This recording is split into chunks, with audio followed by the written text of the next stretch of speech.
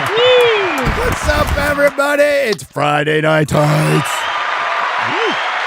I'm highly caffeinated today. Let's fucking go. Let's go. Lots of stuff to talk about and no guest. We don't need a guest. We don't need a friggin' guest. We don't need no stinking guest. Disparu's our guest. I have a Chris Gore wig. You should have told me.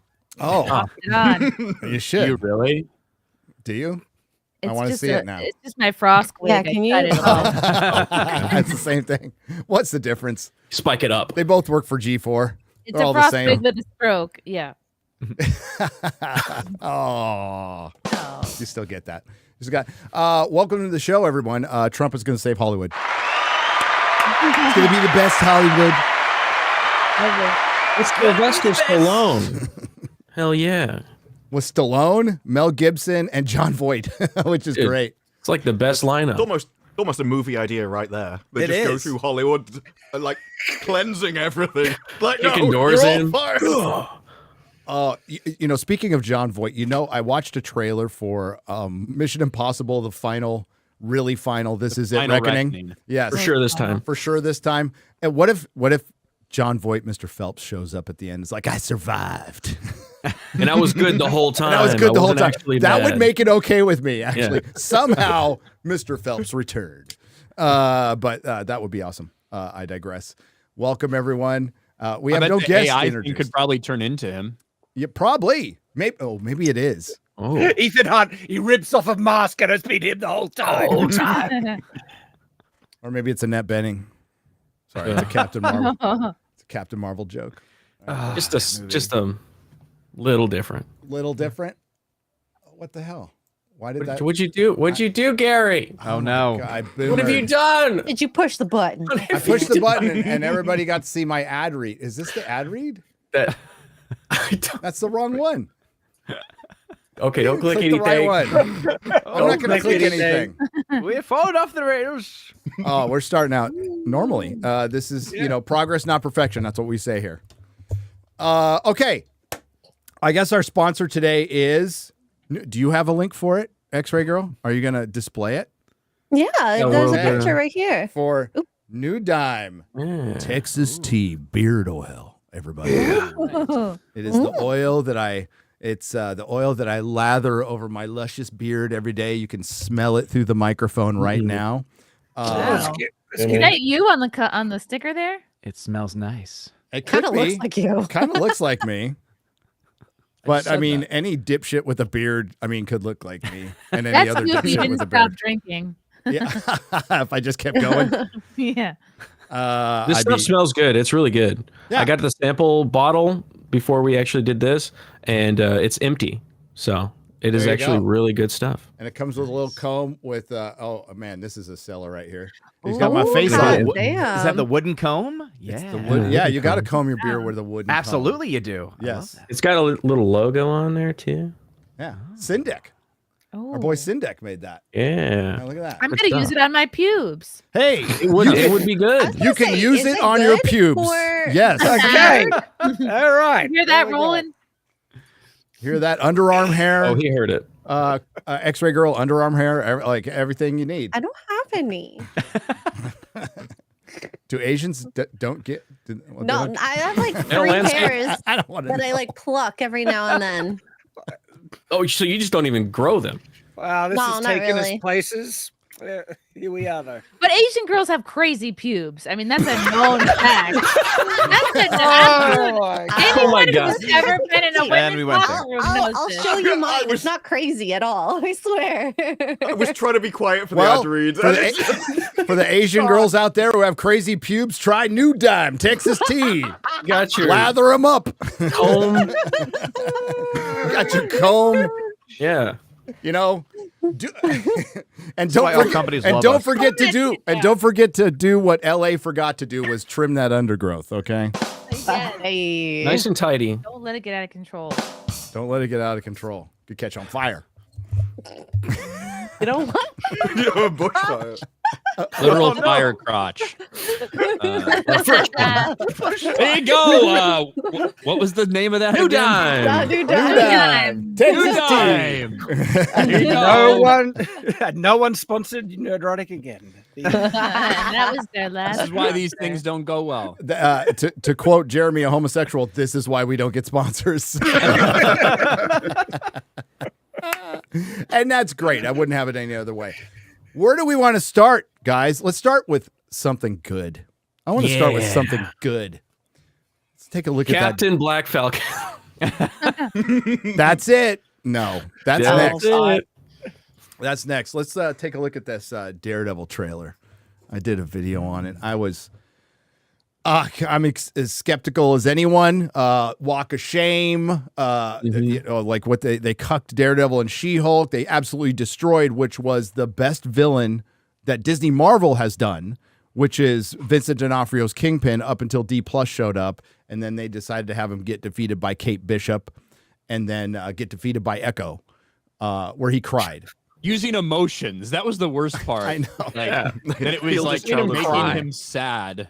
Like that was the worst part about like his defeat to Echo. And let's not forget with Echo, they really wanted to like show respect to the Native American culture, and they did that by being as stereotypical as possible and having the Kingpin round up a posse to burn a bunch of teepees at the end. Yeah. Well, also, if you remember the reaction to the trailer, a lot of people liked it because they're like, okay, there's some violence in this when they like just blow this guy's brains out over a door. And you have the same thing in this, but in Echo, that was throughout the entire series. It was that one scene, and was everything just else that was one. really PG. Yep. This is going to be different, according to my Marvel birdies. This is going to be different, but everyone has every reason to be skeptical as fuck about this entire thing. Yep. With everything we've seen from Marvel over the past couple of years, with everything we've seen from Disney Plus, with everything we've seen them do to these characters already, everyone has every reason to be skeptical, and they should be. But we can judge so far based on what we've seen in the trailer. To me, the trailer was really good. It felt like a continuation of the Netflix series, not another Disney Plus show. Yeah. And I think just the very fact that they were, 6-7 episodes into Daredevil, they scrapped it, fired a bunch of people, tore up the scripts, deleted the film, and started from scratch. I think that is in general promising as well, because they felt like they had another disaster on their hands. Yeah. Also having the same showrunner from the Netflix series, I think is definitely a way to keep that continuity. Bringing in, well. I think it's the director. But Punisher, right? It's from the Punisher, yeah. And the first season of the Punisher was good. The second season was trash. Like most of the Netflix shows were trash. Okay, first half of Luke Cage was really fucking good until Cottonmouth died. Yeah, Iron Fist was fucking retarded. Iron Fist was rough. That whole Colleen Wing getting his fucking powers, that was like MCU before MCU. Jessica Jones was one good season because they adapted the one good book, and mostly because of David Tennant. Yeah. But the rest of it was just, and Punisher had a decent first season and then a horrible. The Defenders, though. Oh, God. Don't even start. But don't even talk about that. So there's certain things I can say and there's certain things I can't. But what they're still undecided on, apparently, is if this is Daredevil season 1 or Daredevil season 4. I think they should just go ahead and call it Daredevil season 4 because most of the Daredevil stuff that's in the Netflix series is now being carried through where none of it was in what Ryan just talked about. That they filmed half a season. It was supposed to be 18 episodes, and it sounded to me, based on what I was told, a lot more like that Mark Waid run that Razor Fist and I both fucking hate. Where it's like happy-go-lucky, I'm a jolly Daredevil, and Marvel humor and all that shit. Like Ally McBeal, yes, with Daredevil. And it was no Foggy, no Karen, and no carryover. It was going to be just, we're going to restart it. They scrapped all that, and they're now keeping most of the Netflix lore, which is great because think about all the shitty TV shows we've gotten that have multiple seasons. Kurtzman Trek is just one example. And they canceled Daredevil, which has 3 banger seasons. It's one of the best TV shows. It's in my top 10 TV shows of all time, not just superhero, just TV shows. It's a really well-made show. And it got canceled because of the D+, because of Disney+. And the fight between Perlmutter and Feige that Perlmutter lost. That had something to do with it too, because Perlmutter was in charge of the TV side with Jeff Loeb. That gave us the Inhumans, which is the greatest TV show ever made. I don't know if you watched the Inhumans. Obviously. It has a lot of obstacles because people are not going to forget. No. Well, some people will, but a lot of people aren't going to forget what happened to Kingpin over the last couple years on Disney Plus and what they did to his character. And I would say, like, we saw obviously Daredevil in She-Hulk. I almost feel like there's, even though people care probably more about Daredevil than Kingpin, I feel like there's more damage done to Kingpin in those appearances than there was to Daredevil 100% in his appearance. But it's going to be very tough for people to put that out of their mind while watching this, that these things happen in this universe. That's the problem they're going to have to deal with. And you're absolutely right. Before Doctor Who came out, you know, when we heard that Catherine Tate, David Tennant, Russell T Davies were coming back, it was the dream team. You know, I said, like, even if they hit it out of the park, right? You're not going to get all your audience back. You're not going to get all the fans back. You're going to get some back. You have a chance to get maybe 60 or 70 back at best if you do a great show. But once you've done that much damage to something that's established, you've lost a portion of your audience forever. And they earn that. They absolutely earn that. So they've earned your skepticism and your ire and all that. That being said, if they make this good, it can kind of make you forget it, but it's still always going to be in the back of your mind. It's like the Kingpin is supposed to be this ultimate fucking badass, right? And he got beat by a couple girls. Like, what the hell? You know. Last time we saw him, he was on his knees crying. Yeah. Mm-hmm. And you could write it off as it's a new series and whatever, but because they've used the same actors throughout all of them, mentally it's hard to write off as a separate series, even if canonically they do that. It was the same thing with Tennant. Technically, he was a new Doctor, but because it was the same actor, it just came across as the same Doctor. There was no difference at all. Well, except he was gay. Yeah, that was basically their excuse to do that kind of thing. Yeah. But you're right. You're right. You could bring all these people back. Remember when supposedly there was the Disney trilogy was going to get erased, and even if it did, which it never was going to happen ever in a million years, we still saw Luke Skywalker drink the titty milk. I mean, you can't put the milk back into the titty. It's done. You can't. Chrissy would know. You really can't. You really can't. All right, but this is good. Let's take a look at it. Thank you for finding the time. I will admit, it's not entirely unpleasant seeing you again. A lot of time has passed. Like the By city. the look of it, Yep. you've come up in the Looks world. good. I could say the same. Foggy and Karen. The mayor serves his city. I can see you're not entirely convinced. Can you blame me? I can't shake the feeling that you're gaming the system. Why did you stop being a vigilante? The line was crossed. It's hard to come to terms with a violent nature. So pause it here. So a line was crossed. I know what that line is, but I'm not going to tell anybody. So this is all based on, largely based on the Charles Soule, Ron Garney run. Razorfist talked about it on Twitter, and it came out 2016, and it was like a rare good thing in like what was starting to be a really shitty era of comic books. Where it eventually leads, I'm not a fan of, but like this storyline is actually pretty good. Muse is a pretty good villain. And yes, Kingpin was mayor, and he's trying to get, like, his whole angle is being against vigilantes, and he uses a thing, an event to kind of get rid of them, right? And turn the public against them. That's the premise of this. My issue is with the way they're talking. Are we going to have multiple episodes of him whining about his feelings, about how he did something wrong, and therefore he doesn't want to do it again? Until eventually, we all know he'll eventually just become Daredevil again, and that'll be the good bit.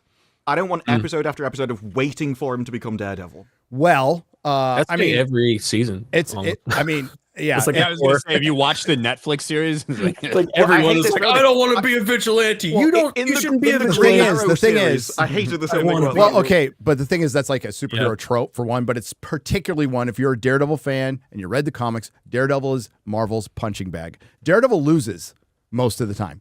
Like Daredevil, and especially Because with he the can't 80s up. see. Well, yeah, I mean that's part of it. He's fucking common. blind. How But, is he able to do any of this? no, Everyone thinks he's Helen Keller, the- like he's just faking. Why does he have different colored Does hats? he have like sonar, like a badge? He doesn't know he has different colored hats. That's true. no, he hasn't made He's for him. not wearing the Tops and red the one and the bottoms. fucking yellow suit, and people are gonna be Just really has to go by confused. This is texture. very unrealistic. A blind person could not do any of this. Well, he's not blind. That's part of his power. Yeah, he's got the He's got chemicals radar went into his sense. eyes, and he Oh. So he actually sees Well, he's blind, better. but he can see. Yeah, he sees better than all of us. So, and he also, part of his power is he is the man without fear. That's part of it, and that's just what's ingrained in him. But that's why he's a kick-ass character, because he fights through all this attrition and loses a lot. You know, I've been rewatching the X-Files, and I'm reminded, like, they lose probably every episode. Every single episode, Mulder and Scully lose. And I kind of like that. You're fighting something much bigger, but you continue to fight. That's the lure of Daredevil. That's why people like him. Well, that was a good thing about Angel. Like he was always like, I have to go darker to fight darkness. But I think there's a difference between that and just whining about how you get defeated. When you just working to get stronger is better than whining about being defeated. What I could tell you with because they had to reshoot everything, right? They still integrated some stuff from what was originally shot, including the White Tiger, the trial of the White Tiger. So it makes it a little rough in the beginning, but it rallies at the end. That's what I'm told. A little rough in the beginning, and that's what I said in my video. I'm fine with pretty good. I would be just fucking happy with it's pretty good. Give me a 7 out of 10. I'd be fucking happy. That would be a massive victory for Marvel, because this is different. We just had all the multiverse bullshit and Deadpool and Wolverine. I liked it, but it's a gimmick. It's a gimmick. This is a return to, like, we're just telling a grounded story. Unfortunately, aside from what the damage they've done with Daredevil, we also have to think about the greater Marvel universe and all the bullshit that's going on there. Yeah, they gonna Yeah, just they really- lip and other things like that. Like, where are all the Skrulls? Where's the million fucking Skrulls that have invaded Earth and infiltrated Earth and vowed to kill people? What's going on with them? bit of a problem. Bit of a problem. The show's so They're self-deporting realistic. because they heard Trump got elected. They're in the migrant hotels. Oh, okay. This show's so realistic. They're doing stuff from real life in New York City. Hating the power Daniel Penny. Yeah, right there. Yeah. it has over us.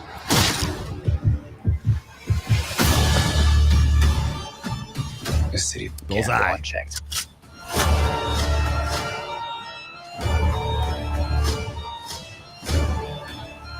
Sometimes peace needs to be broken. Chaos must reign. So pause real quick there. I can't pronounce the actress's name. I did it in my video, but that was with Is practice. that the same actress from the first Yes. the first series? Yeah, Because it remember, is. she was originally Who is that? recast. She was originally recast, right? not her. her? The one with Kingpin, Vanessa, right? Yes. Vanessa Fisk. Fine, So that show. Vanessa Fisk is the same actress now. It wasn't. So what happened? Yeah, it was that the reshoots that allowed her to come back, which is really good. Well, remember, she wasn't going to be the same actress. Foggy and Karen weren't going to be in it at all. Now, we see very little of Foggy and Karen in the beginning. We also see a shot of Karen in the back of the courtroom, which I don't know if that's actually her, if that's like, I mean, I don't know if Daredevil sees visions because he's fucking blind. But I don't know. I do also wonder if one of those characters got killed off in some way. That's one of the fucking lines that got crossed. Maybe I don't know. I'm not sure.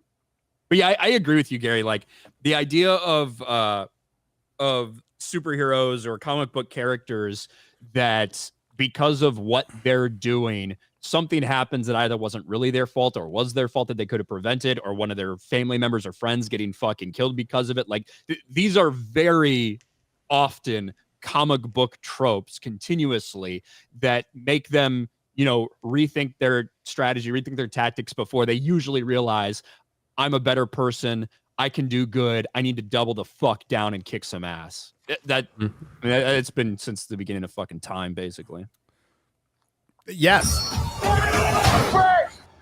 Frank. Yes. Am I putting the hatchet down? Ooh. Yeah. I was raised to believe in grace. James Gandolfini's son. There's the white tiger. Dude, But I was also raised. there's so many compound fractures in this. And Garrett, that was the one I had to. I noticed that. Yeah. I had to cut them all out of the video because you guys might not know this, but YouTube really doesn't like compound fractures and severed heads.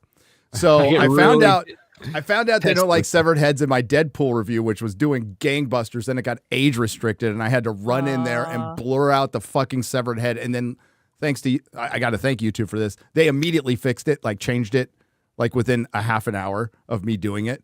But I was like, motherfucker, you know. And it, like, you don't think about this stuff because you always think about boobies, right? But it's like, no, they don't like the blood. Yeah, they don't like the either. compound fractures.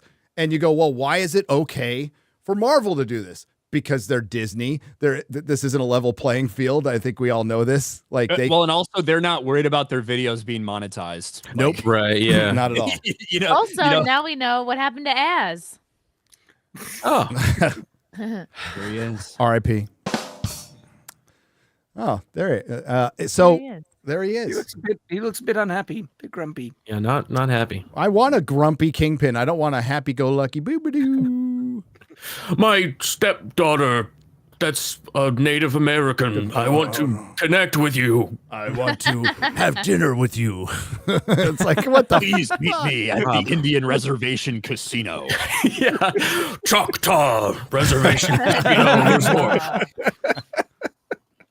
We will have a nice cry. Maybe I can learn some of your history and ancestry by playing some blackjack. I know. Dude, they had a The old dice. they had a fucking like they had a casino in it. It's so funny. Yeah. And people are getting mad at me just because I said Marvel took a big gamble on Echo. You know, Marvel went off the Marvel went off the reservation with Echo. Ha.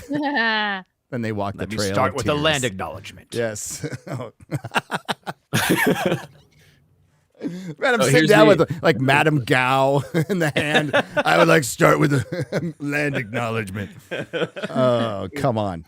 All right, so yeah, here we have armored Daredevil, the black costume, which is kind of cool.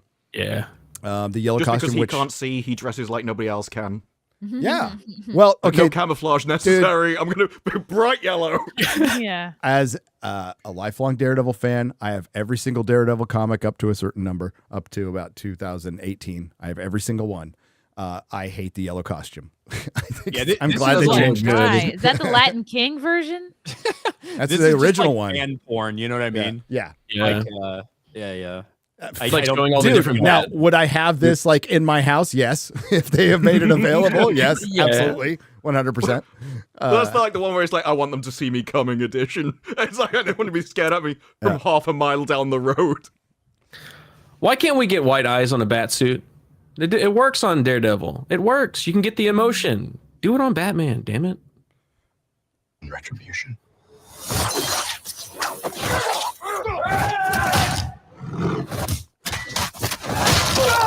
Ow. I dig the music. Is that a white tiger roar? Is that why we heard that? Because white Maybe. tigers doing this. Yeah, maybe. Maybe. Yeah. I love, what was it? Ooh. Daredevil, manwithoutfear.com tweeted when he's screaming, it's Daredevil stepping on Legos. Accurate. Yeah. I mean, look, they're bringing back, obviously they're bringing back Punisher. Yep. They're bringing back Bullseye, and it would be nice to see a Bullseye kind of more evolved than the Bullseye we saw in season 3, which was basically just a guy who's pretending to be Daredevil for a while to frame Daredevil. Yep. Doesn't really become Bullseye till it's Bullseye Begins. Yeah. It is Bullseye Begins. So it'd be cool to see a Bullseye fleshed out. Obviously, he's in prison right now, but yeah. What's his deal? Does he just really like darts?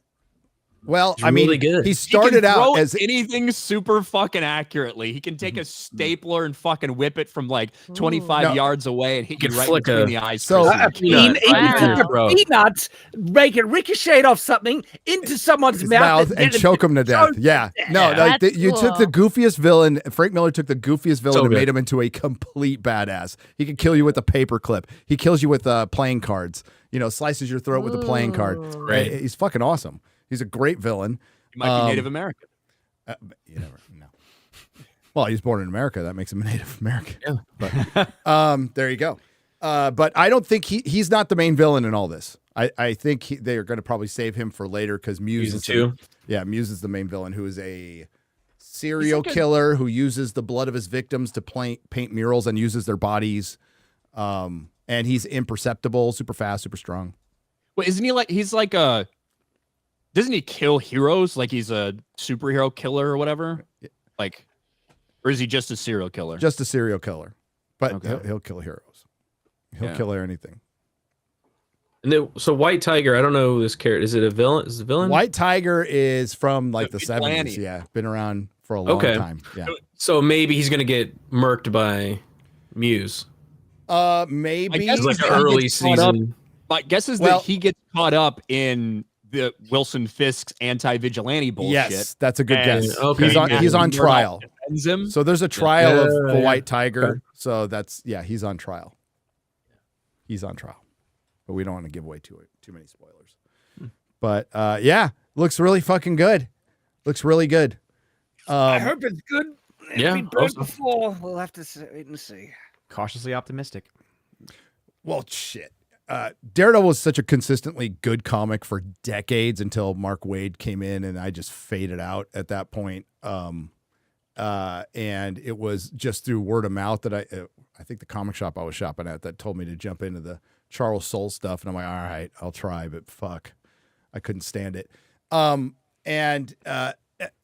think this is a good story if they stick with it, right? It doesn't look like Blind Spot's going to be in it, so his little sidekick, his little Asian sidekick, who's a bit of an short round. immigration allegory. Yeah, they should. Yeah, should. his No, little calling short his round. sidekick Blind Spot though. Oh, that's cute. You don't see him coming, you know, because they're small. Squinty. Devil doesn't. Yeah, but hey, we got to call the balls and strikes, and it looks really good. But as many people have pointed out, trailers can be deceiving. A lot of people like the Echo Very much trailer. so. I didn't, but a lot of people like that. So we'll see. We will see. But you know, doesn't hurt to be hopeful once in a while. Once in a while. I mean, what precedes this, unfortunately, and I'm guessing Marvel's strategy is we're going to try to sprinkle in the shit in between what we think is good. So, you know, Ironheart comes out later this year. They're like, yeah. And I promise you they wanted to Batgirl this thing and they probably couldn't. But that's what you get for making it. And that's what you get for, you know, stepping into this and have fun burning giant piles of money with that one. But Captain African American is coming in a month. Everybody can go on Valentine's Day. How romantic. Ooh. How romantic. It's also Black History Month. Don't forget Black History that. Month. Yeah, Yeah. if you On really want President's someone to Day, break wasn't up it? with you, take him to this movie. Right. It's going to be in IMAX 4DX. And thankfully, it was originally reported to be like 2 hours, over 2.5 hours long. Then it was 2 hours and 15 minutes long. Now it is under 2 hours. Thank God. It's wild that it's been reshot like 3 times and is now shorter than ever. It actually has huge Joss Whedon Justice League vibes. That's and- what I get from this entire thing that's gone on. Many right here. similarities to the Marvels. The Marvels was supposed to be a much longer movie, and they cut it down to as much as they could. So Captain America Brave New World eyes at 86 million to 95 million opening weekend over President's Day weekend. Now they're only counting, correct me if I'm wrong, Ryan, but I did read this article, but you know, I got a frazzled brain. This is the 3-day weekend. So they're talking about the 3-day weekend when it comes to the 86 to 95 million. It's going to be more of a 110 possibly 120. This is their projections, by the way. For We the can scroll 4-day down a little weekend. bit and see Yes. if they specify there. Yeah, it's likely the 3-day because Box Office Theory has the 4-day at around Yeah. $109 million. First 3 days. $109. That's not good. Yeah, $109. $109. And it's like Very specific. even if that even if it gets 105, whatever. Odin, do you happen to remember offhand what the opening weekend for Ant-Man and the Wasp: Quantumania was? Oh my goodness gracious! Not I off think the it was top of my somewhere head, around but like 110 million or somewhere it around was there, right? definitely not. 106. Yeah, Yeah, there it is. 106 million. So it's by It's the on way, pace, so basically this is on pace for Quantumanium opening numbers. Just to put that in perspective, Yep. that is a movie that went on to make about $400 million worldwide. Oh god. Damn. Now, one of the things this movie does have going for it is there's virtually no real competition over the next couple weeks after its release.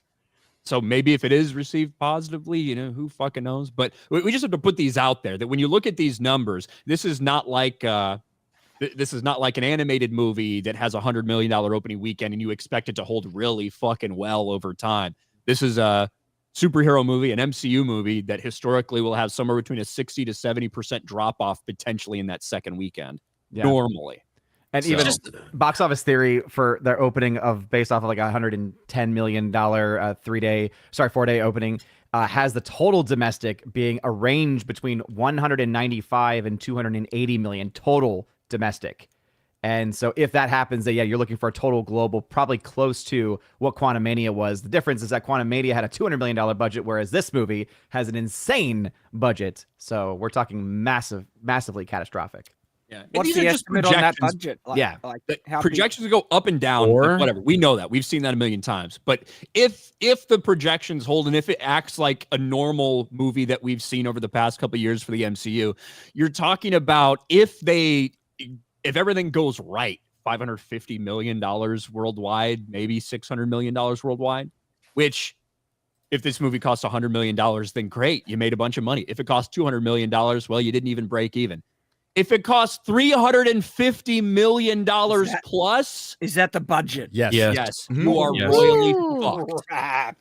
No, this has to make $1 billion. Mm-hmm. And if it does, that's even if it's breaking even, that's a huge victory. It is. I mean, that they're just hoping to recoup some losses at this point. They're releasing it in the movie graveyard of the first quarter of February. the year. Yes, Mhm. that is not Like this is not traditionally good. confidence. They don't have confidence in this. A Captain America movie not releasing in the summer, like that's just there's no confidence behind this movie at all. No, but their whole theory is we want to not theory. It's their approach. Is they want to repeat Black Panther's success by releasing it in Black History Month, and we'll see how the marketing goes with this. Steve Rogers is Captain America. It's a Captain America sequel without Captain America in it. I think if you just made this Falcon, Brave New World, it would have been fine. It'd have been fine. But now you're giving Sam Wilson Captain America's hand-me-downs. By the way, people go, but they did this in the comics. Yes, they did, and it failed every fucking time. It didn't sell a single fucking comic. As a matter of fact, it was canceled, and Steve Rogers always comes back. Always, and guess what? He's coming back in the MCU. Now, he might be Nazi Cap, but he's coming back. But he's definitely coming back. So this doesn't work. It's been proven. The comics have been the canary in the coal mine forever. And the reason, and like basing it on shit that has failed with your core fan base and putting it in movies is fucking Captain insane. Marvel, Yeah. Lady Thor. Yeah, it's like It's over and fucking over again. insane. And you had the data. It was there. It's your own company. You should know this. And you're just like, no, we're going to ignore all this. We'll make it better. Okay. And then you have a bunch of you bet a bunch of untalented hacks and nobody's working on it. Then of course it's going to suck. And I don't think that this will be bad as the Marvels because, and I've said it before, Ryan, because like it's got actors you like in it and people who can act. Like I have nothing against Anthony Mackie or Harrison Ford and all his dope smoking. Like I love Harrison Ford. So but it's still like even Marvel internally doesn't like this. Okay. I mean, like that's the funny thing. That'll be like when we see the absolute triumph. It's like, bro, Marvel internally doesn't like this. They've shot down their own versions that they tested internally multiple times. And the best they could come out with was, it's passable. Hope you like it. You know. But Gary, have you considered that now? Like this should be a world-breaking thing. Captain America is black. Like amazing. Yes.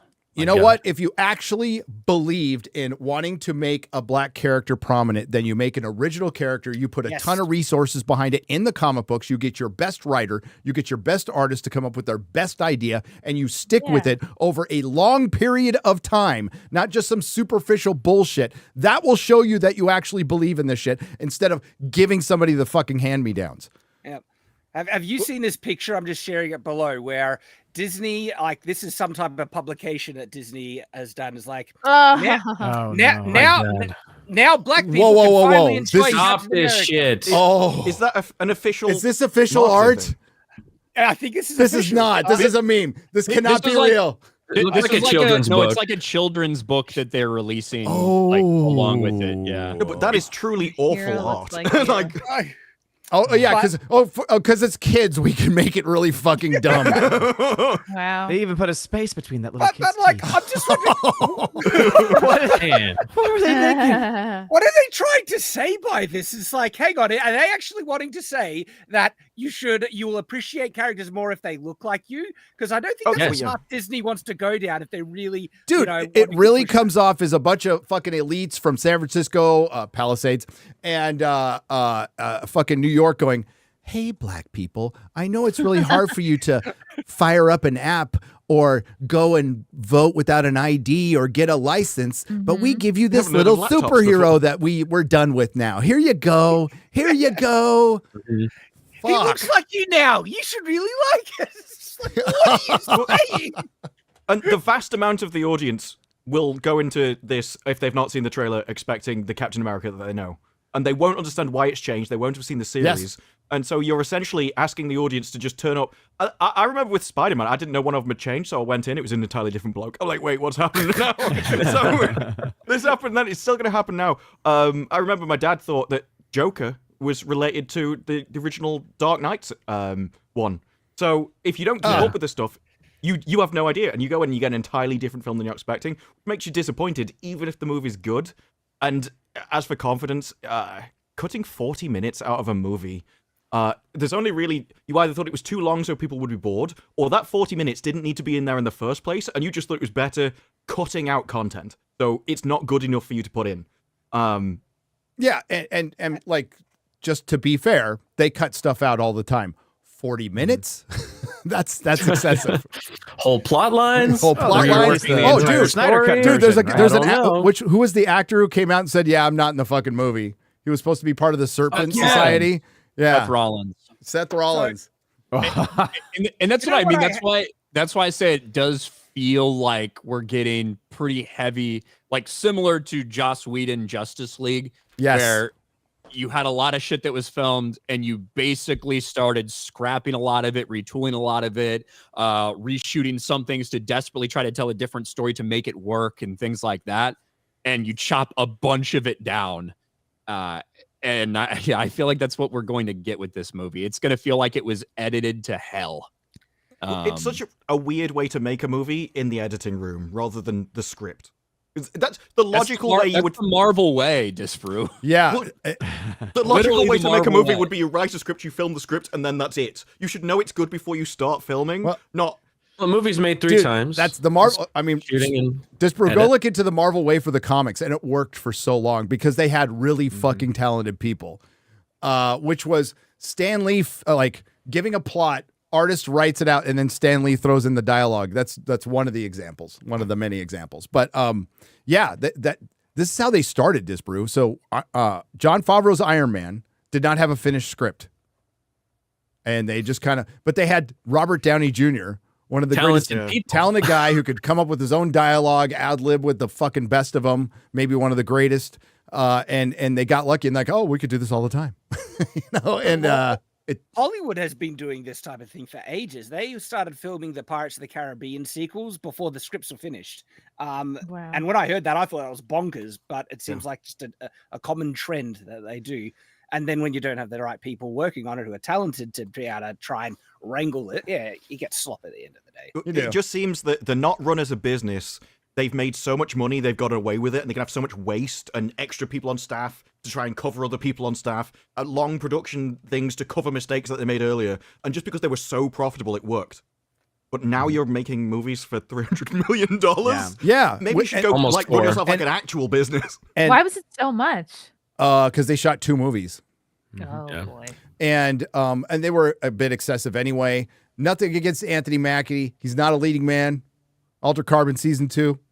I'll give you an example. Yeah.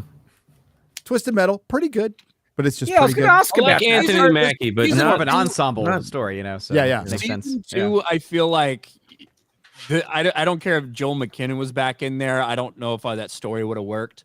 But season 1 was fucking awesome. Season 2 was absolute trash. And Anthony Mackie was the lead in that one. Yep. Let's watch the trailer. Oh fuck! What? You know I've been Pause. Who said "oh fuck"? I just don't want to watch the trailer. Oh, sorry. It's like, was that a breaking news? I thought you spilled something, and then I remembered. I thought you spilled something, and then I remembered you didn't care. You know what I find funny about these trailers? Pay attention to the amount of times it goes. They want to remind us that he's Captain America. Just like it's like they're constantly trying to reinforce he's Captain America. You're not Steve Rogers.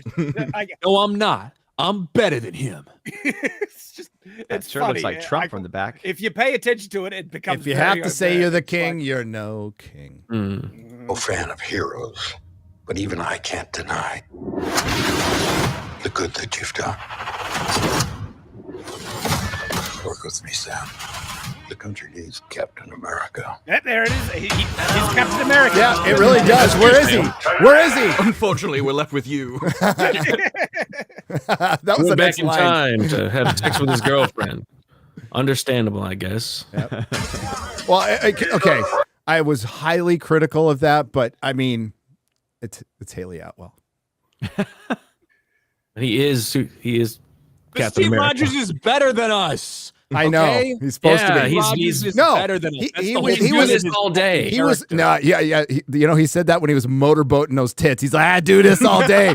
While Kennedy's getting assassinated, the Vietnam War started, 9/11, race riots in the '60s. He's all. Alive, though, and he's cleaner.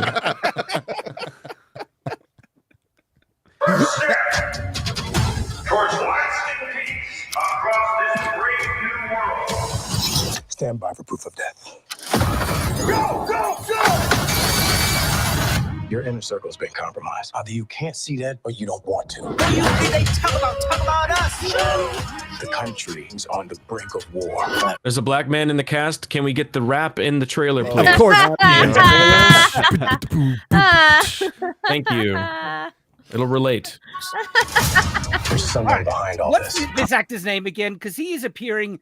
So Giancarlo Esposito. He's great. He's great plays- as Giancarlo as an Esposito and everything. Yeah. Well, he wasn't in the original shot. No, He was not in the original shot movie. So he's the actor you bring in when you're like, oh shit, our movie sucks ass, and we need somebody that's like interesting on screen. Get this guy. I'm getting tired of him. He plays a great accountant, but they're constantly trying to force him in these hard-ass roles that he just does not suit. He was great in Breaking Bad. Was Breaking Bad, right? Yes. Yeah. But Yeah. the discount Darth Vader he played in The Mandalorian was just such a flat, wet rag. He doesn't convey intimidation or gravitas. What he plays. It's the same as like in a lot of prisons, you have the little weedy guy, but he's got the big bodyguards, but you're scared of him because he's like, how on earth did he have control of these people? That's what he's good at. He is the boss that gets other people to do his work. Yeah. But He's when not the he's like muscle. holding the not gun, the muscle. I'm just like, it doesn't suit him. He's Gus. He's Gus in everything. And it's like he was Gus in The Gentleman, and it was fucking great. But he's just Gus. Remember when Gus fucking came down to the fucking meth lab, silent as fucking can be, didn't say a goddamn word. Walter's just freaking the fuck out, bargaining line, doing everything he can, and he slits his fucking employee's throat and just fucking silently fucking cleans up, doesn't say a word, walks back away. God, so good. Breaking Bad was so good. Someone behind all this. Watch yourself. You're not Steve Rogers. You're right. I'm not. Nope. Middle line. Now I'm Power Ranger, Iron Man, Vibranium, Falcon, Captain America. It's such a mixed bag. with an Ant-Man helmet on. You know? Yeah, what is that helmet? Yeah. Well, I'm so High confused about altitude. because he doesn't have the serum, right? So he's just a bloke. So it makes sense that he's struggling under the weight of two people pushing on him. But then at the same time, he can lob his shield an infinite amount, bounce it off missiles, and it Oh, and get hit by a Hulk Hulk and right? not die. Like, Does he have his just suit give it a on? serum Armor, man. and, like, have it Hold make on. sense. Does he have his suit on when he's struggling against that weight? If we go back to that shot. Yeah, because The whole thing is he now has a suit that's entirely made of fucking vibranium, which can absorb apparently. energy. It absorbs. Yeah, Yeah, exactly. But That's does the it make him whole stronger? principle behind this. It bullshit wouldn't that- necessarily. It would make him impervious, no. but he wouldn't be stronger. No, unless there's some kind of apparatus in there, like the Iron Man suit, that would make him stronger. Yeah, it's like the scene at the start where he's bouncing the shield off the missiles. That would take an incredible amount of strength. So, I mean, it's like, Remember, we saw a training montage where he practiced in the woods to throw the shield. That was Just also threw. What else do stupid, you yes. want? Yeah, it's a I would've- montage. I'd like it if he actually did take the super soldier serum, and Yeah. there's multiple versions of it around now where they could easily write it in, and I would be able to accept him fighting at that Dude. level much easier than is just a human. Well, and that's part of it, though. That's part of the whole. Like, we're gonna make him a black Captain America. He doesn't need the super serum. Right. It's better than It's us. already jump higher, bigots. I mean, it's true. But wouldn't that be an interesting part of the story where he takes some version of the serum and it's got side effects, which gives him a little bit of a weakness? I think that would actually work, but no. But he's got a Sorry. bigger penis. I was just wondering what type of side effects. It's like it's Viagra. It's like what you if have to do it's anything It makes about his penis shrink. That the was size of a normal man. But after 4 hours, Now he's Captain America. What if whatever serum you take is going to be like the side effects should be based on your fucking personality or your morality, some bullshit Ooh. like that, right? And so then he and fucking President Ross take it. President Ross, fucking, we see what happens to him. And he, because he's so virtuous or whatever, because he embodies the spirit of Captain America, he can fucking contain that. I don't fucking know. A lot of the There's DNA. actually a line you could go with that, because in the first Captain America film, they actually explain the super soldier serum that it enhances whatever it is in. Good becomes better. And there's great story that you could work with that. What if he did have like a bit of an anger issue that he kept, kind of under the radar, right? But in taking the serum, now he has a really difficult time trying to control his anger. And there's just good opportunity you could work with that. Yeah. Well, especially going against the Hulk, because Well- you're essentially mirroring the villain and the hero. And they absolutely could have done that. A lot of the DNA of the MCU comes from the Ultimate Marvel Universe. Ultimate Avengers, particularly Mark Millar out there. And they drifted away from that, and then they went into all new, all different, and that's where we are here. You're right. I'm not.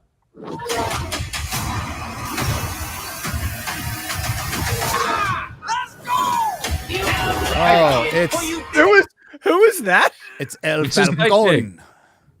It's Joaquin Torres. It's his hype man. It's new the Falcon. it's the new Falcon in the lamest fucking uniform you could possibly think of. Even from the comics, it's terrible. Here they're reminding us again that he's Captain. It's Captain America. It's one symbol that you can pat. Anybody can be Captain America. No, fuck no. It's Steve Rogers is Captain America. It's a mantle. It's a mantle. Everything's a mantle these days. Talk about us. Captain America. Remember, he's Captain America. Caught without his wings.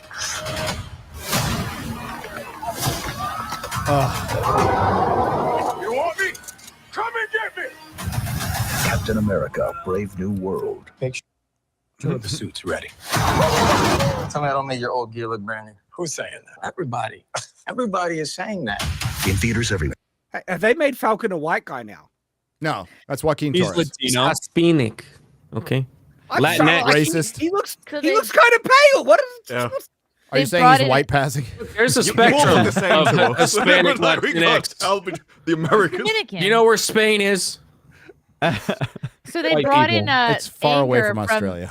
They brought in anger from Inside Out. Is that what they're doing? Yeah, maybe. I didn't see Inside Out. I don't know. What the Oh, reference he's You know, I the feel red. like it the would have, red like, angry obviously, character. obviously people that know the comics are going to understand like who Red Hulk is and all this shit. I feel like it would have been way better if they hadn't revealed that in all the promotional material that it was, President Ross. You know what I mean? Mm-hmm. Like, leave a little that was a something. secret throughout the comics for a lot. Who is the Red Hulk? That was the big mystery of the comics. But they had to do that because Anthony Mackie is not a big enough star to carry a film, and they know that, so that we need somebody big. Hey, and you brought this up. Everybody's brought this up. Ryan's brought this up before. Totally no problem recasting General Ross. Like, didn't bat a fucking eye. But you can't. His body wasn't even fucking cold yet when they announced William that Hurt, Harrison Ford was going to take over. Yet, Wakanda forever. Oh, we need a funeral. We need all this shit. We need to use the death of Chadwick Boseman to line our pockets. Yeah, fast track it to his sister. And to the fans' credits, there was a huge push to recast T'Challa, like a huge push, and all for it. It's a little late now. I don't know how to fuck because we have the kid set up. But all you have to say is it's a multiverse, Gary. It's a multiverse, or they could pull out some like he was dead at the bottom of the like they did the funeral, right? And he's like he wasn't really dead, and he comes back to life. And Namor actually swam down there and fucking revived him and hit him in some fucking pod to use him later or something. Sure. I listen. I thought that it's Namor. If you just let Michael B. Jordan do it, and you didn't fucking explain anything. You didn't fucking come out and try to have some whatever. You just start the next movie, and Michael B. Jordan is the Black Panther acting as T'Challa with his accent and all that stuff. I feel like people would have actually embraced it. They would have. They would have absolutely, weird, obviously, especially since the family, right, was like recast. That's what that's what they wanted. It was It dumb, happens in series and it was all the time. It was like exploitive. Spartacus. Yes, they just swapped it over in between series. Everyone understands, and it's like it is difficult to get used to a new guy in the part, but as long as he's decent, nobody really cares. Everyone understands the problem. The thing in the trailer for me is that all the characters are talking as if they all know they're in a trailer, and they all know that they've just swapped Captain America. It's like, I finally caught Captain America without his wings. It's like, what? For the last decades, it's Captain America. Now he's changed. One We symbol. got to comment on it. Hey, Captain America. It's like, can you imagine being in that position yourself? Like, he's never had wings before. The trailer's coming off as insecure. That's what it comes off as. Is insecure. It's like, you're not feeling that good about your decision, are you? You shouldn't, because it didn't work. It didn't work, but so whatever. did Esposito get added in? Yes. Only in the reshoot, because he's never been in the other trailers, has he? And he was loads in this. He was not part of the first shoot. The first couple trailers, he was there. He's been in before, but he wasn't part of the first shoot that had no trailers. Like that. Yeah, because he seems like a main part of this trailer. There's loads of scenes with him in. And he's got no suit. You notice that? It's just like a trench coat. Very easy costuming. You could throw him in with an AK. Is that who with an AK? It's easy. I can't remember. I think it was Sidewinder. There was a rumor that he was going to be George Washington Carver. No. Sorry. Not the invention of peanut butter. George Washington Bridge, is that a fucking character? I don't remember that rumor. Let me look. It's the name of a bridge. There was a rumor, but it was fucking wrong. Well, most of them are. Yeah, all these fucking scoopers are full of retarded shit. Wow. What? Well, Ryan looked. No. Well, Ryan. Did you call him Wyan? Wyan Kino. Quiet. Very, very quiet. We're hunting rabbits. Oh yeah, somebody had a good question. Did they consider Bucky at all for the role? He's white. Bucky should have gotten the role based on the Brubaker run, which is excellent. Everybody should read it. And based on the MCU. Based on the MCU, they were perfect lineup. They were foreshadowing him becoming Captain America all over the place. By the way, I forgot to mention this. Winter Soldier, which was the second Captain America movie, which came out in 2014, their 3-day weekend was $95 million in 2014. But that's because Captain America was in his movie. That I'm guessing, and obviously with inflation, Odin, and you're not wrong about this, that's a lot more. So this isn't going to do better than the previous two sequels. They know it. And that's why they're heading towards Secret Wars, which is going to be a soft reboot of the MCU. That's the whole plan right now.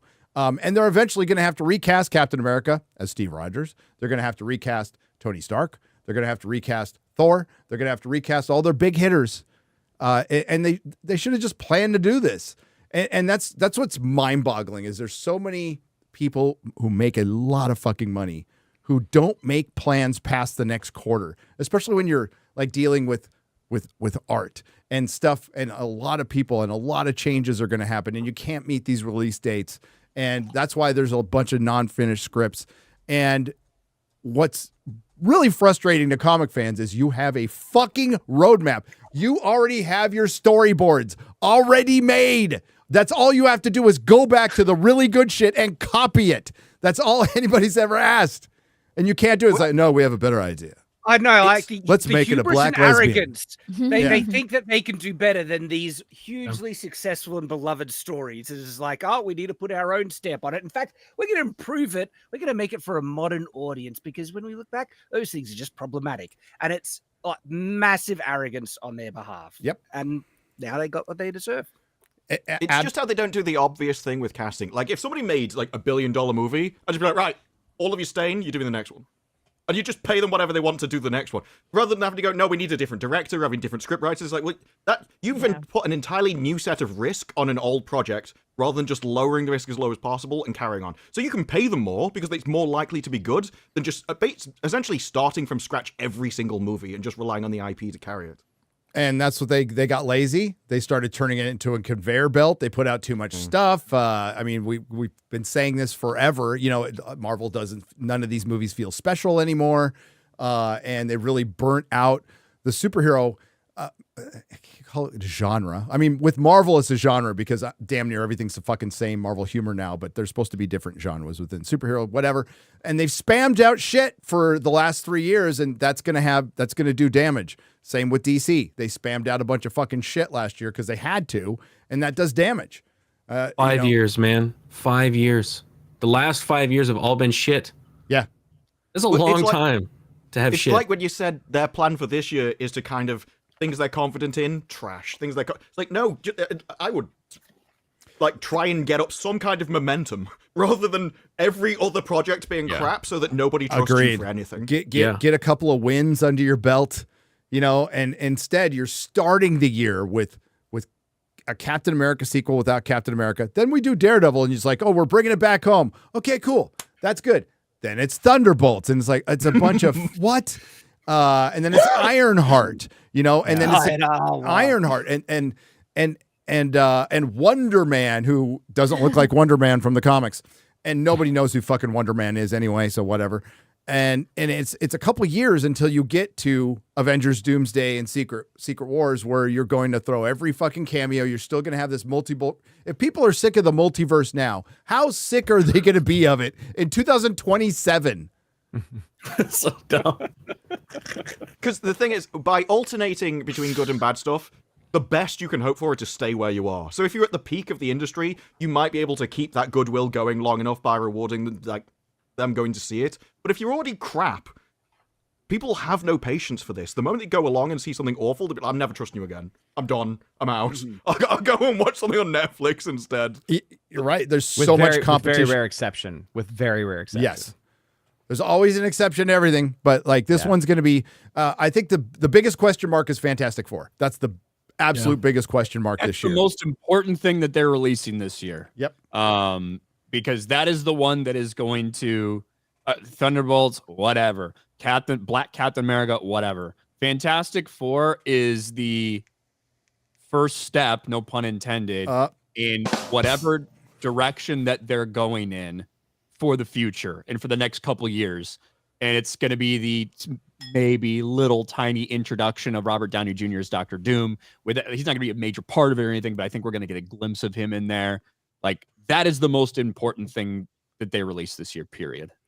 Now, correct me if I'm wrong, but it was meant to be released like around now period, wasn't it? But originally got delayed. Well, Captain America got delayed. For sure. That was supposed to release in Deadpool's slot last year. Yep. And it obviously had a bunch of reshoots. It got delayed like 8 months. to take the place of this, which I don't know if it was originally Fantastic Fours or not. And then obviously that pushes a couple things. And the Blade movie got pushed a couple times, I think, too. The reason that I heard that is because like Marvel Rivals is popping off. They've just released the Fantastic Four stuff, and it's already been reported that's actually increasing the demand for the comics around them. And so if you'd released the movie now, you would have had a bump just from people all like being reinvigorated in that IP. You release it in the future, and it's just all died off again. Like timing matters with this kind of stuff. Fantastic Four is going to be the absolute, it's the toughest to adapt for Hollywood because most of Hollywood hates comic books, and it's the most comic book thing of them all. It's ridiculous. It's this family who built a rocket and went to space, but it just happens to be one of the best comics ever done, with some of the best comic book creative minds behind it over a long period of time. And if you actually just bought into that world, it would be good. Because you already proved it lasted for decades, and fucking Perlmutter fucked it up. Like he's the one, he canceled the fucking comic book because of movie rights issues, that son of a bitch, which is unbelievable because it's Marvel's first family. But you know what? Female Silver Surfer is I'm not going to be able to get over that. It'll have, red flag, man. That's a giant fucking red flag. Everything else, it's pretty dumb. Pedro Pascal would have been second. Smartest man in the MCU, Ryan, Pedro Pascal. That's a stretch. Oh, that's why they call it acting, I suppose. Yes. What if they made Daredevil a mild-mannered law tuber by day and then crime fighter by night? That's probably if they hadn't gotten rid of a bunch of people, they might have done that. They might have he might have been streaming every night, and part of the law, covering trials and stuff, because but no. And then they find a bunch of drugs in his house. Too soon. Thanks, Chrissy. Sobriety is the way. Yeah. Sobriety is the way. Hi, comics. Hi, Gary. How are you doing? I'm great. Fucking comics. Jesus Christ. He never has fucking anything to say. God damn it, Comic Division. Unless I'm talking, you need to interrupt me. Then it happens. But. Well, because I know it makes you mad, Brian. That's why I do it. Yeah. No, you just need to respond. I'm good. Have you read 1984 recently? Yeah, at least that. Start a conversation. Oh, okay. Speaking of comic books, I mean, the audience is going to be bored of this, but it's important to me because I have a long history with this company. As you may or may not know, I owned a comic shop for 10 years, and I had to work exclusively with Diamond. Diamond is a distributor of comics. They are the accidental monopoly and another canary in the coal mine of culture. Like everything, there's still a huge appetite for comic books. If you go to a comic book convention, we're going to go to MegaCon in a couple weeks. That place is going to be fucking full. Back issues are selling like crazy. Manga still sells very well. I say manga. But yeah, it's crazy sales. French comic books sell fucking great. Like there's still a huge market for it. Not just, it's probably because America hasn't branched out past superheroes, but they need to do that. That's aside. So they were the one and lone distributor for comic stores. They were a monopoly, whether they wanted to be or not, and they acted like one. They had no competition, so they didn't have to innovate anything. When I got to my comic store in 2003, my ordering software, it was DOS. It was fucking DOS. I had to have an older computer that couldn't be turned off. If the power went out, I was fucked, and I had to call somebody to reboot the stupid thing because it was so fucking old. It was a nightmare. I don't know whether that is DOS's fault or yours. Like, it could be either. That is I don't know where the power button is. I'm not completely retarded when it comes to computer, but I was with this one. Okay, I was just like, I don't fucking know. And then, so, we had a lot of complaints with them as stores, and I mean, there were some good people there. Dave Hawksworth, my rep, was really good. But the first thing I thought of when I got there and I was told to shut up and sit down at my first retailer meeting is like, why do we only have one distributor? And it's because Diamond bought all the other ones, right? But that's not good. I would like to have a choice, and I would like to see some competition. And the problem has always been nobody really wanted to distribute comic books. And if nobody really wants to distribute them, that's a fucking problem. because it's such a pain in the ass. And it's a pain in the ass a lot of the times because of the retailers. A few powerful retailers were calling all the fucking shots for everybody. They had the ear of all the major publishers, and the rest of us who were asking questions were kind of left out in the cold. That's just the way it is, whatever. And now they're filing for bankruptcy. It's Chapter 11. They're reorganizing. Now, Diamond doesn't distribute Marvel or DC anymore. Marvel and DC broke away from them, and now there's multiple distributors, but they're like half distributors. They're not like, again, nobody wants to distribute comic books. There's no desire to do it, or a company would go out there and fucking do it right.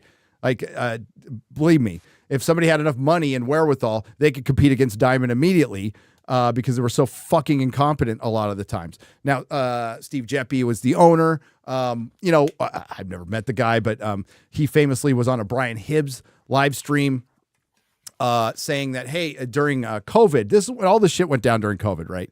And the comic industry had a great time to like reevaluate and maybe start from scratch and save themselves. But instead, they all ran into their corners and they didn't do fucking shit. Jim Lee, who was the president of DC at the time, instead of like brokering a deal with Marvel to like do this exciting comic book, maybe together that would get people into the fucking stores, decided to make a fucking sketchbook. Or, and like, maybe just Jim Lee do it, like some basic bitch shit. Have Jim Lee do a Batman book. Do something to get people in. They didn't fucking do it. And they just fought. And now they're in bankruptcy. I'm surprised it took this long. I'm surprised. Yeah, I am too, to be honest with you, because when they put on the pause, I mean, that's ultimately what led DC to break away from Diamond. And now you have Brian Hibbs blaming DC for this, when in reality, it really is Diamond's fault. They're the ones that decided to stop distribution and basically fuck the industry. So what practice specifically put them in the hole so much? Because they are in debt to a lot of companies. They owe millions of dollars. And the shutdown? COVID, shutdown, irresponsible spending by Steve Geppi. Our friend Neon can probably talk about this a little more because he's done a lot of work within the comic book industry as a freelancer, and maybe wasn't paid.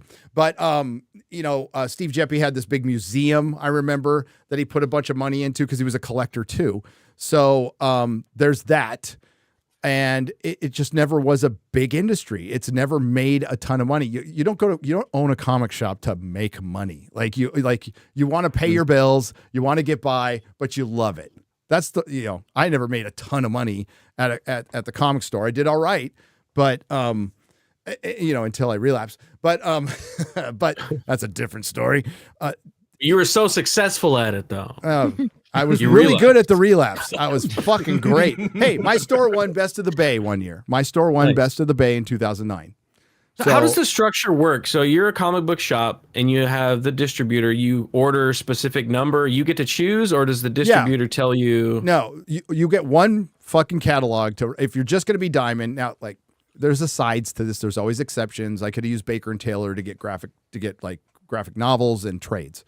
And I did once in a while, but you were a Diamond storefront. You had your catalog, you ordered out of that. There's a huge independent section that really took the most, like the Marvel and DC stuff was pretty easy to go through. It was going through the independent stuff and picking and choosing.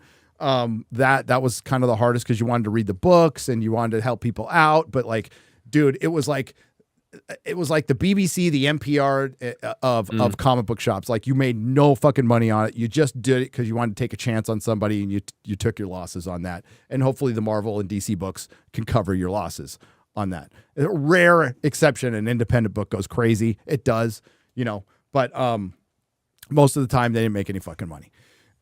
So you order that and you buy. So when you buy your comic books every week, you own them. I own those comic books. They're not returnable.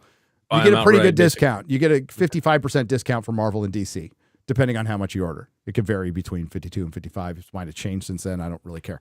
But they made it very convenient. So it was really convenient. That's why a lot of retailers didn't want to change. And it was a direct market. So like Diamond has never been honest about how many accounts they had. They said there was 3,000 comic book stores, but that could, some of that could be collectors who qualified for a Diamond account. That could be online retailers. So we don't know how many brick and mortar retailers there were at the time, and never did. So we never knew like how really healthy our industry was because nobody shared information. So you could say 180,000 units sold for a comic book, but how many actually sold to customers? And then out of those 180,000 units, how many were variants? So how many times were you selling the same book to the customer? And how many of those customers were actually reading their comic books? Mm-hmm. And it's a surprisingly low number. It's a lot of it's just collecting it, throwing it in a box, and treating it like a sports card.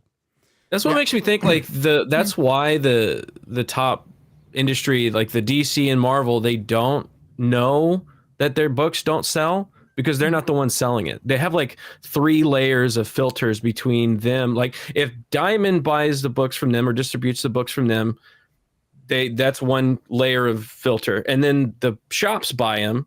They buy a big chunk and it looks like, oh, look, all of our books got sold. But really it's that they're sitting on the shelf. They're not getting read. Nobody's buying them. Like, there's layers, it seems like. There's tons of layers to it. Back to these people. So make a long story short, it's doing what theaters are doing now. So again, canary in a coal mine. They're charging more money they're charging more for tickets. They're charging more for comic books to fewer people. Yep. So you're counting the dollars, but you're not counting units sold, actual tickets sold to people. And that's a way for one, that's an industry that's reached maturity, that's on the decline, and you're just trying to and then it's always been niche. I think I looked it up recently, and supposedly comic books, and this is counting manga, kids books, graphic novels, is a $2 billion. It generates $2 billion. In truth, American comic books, the floppy is what, 600 million, 500 million. It's a very small number of people, which is crazy when you see how crowded these comic conventions are. And when they used to be story driven, people used to I'm running into this comic shop, not for some fucking variant or not for the 80th relaunch of some absolute ultimate crazy Dark Knight Returns Batman. I'm like, just a regular Batman story, like Hush. You're running in to go see a story. Like those days are gone. And if people aren't actually reading them, then your industry is fucking cooked. And it's just going to go back to being niche and independent, and they'll whatever they're going to do.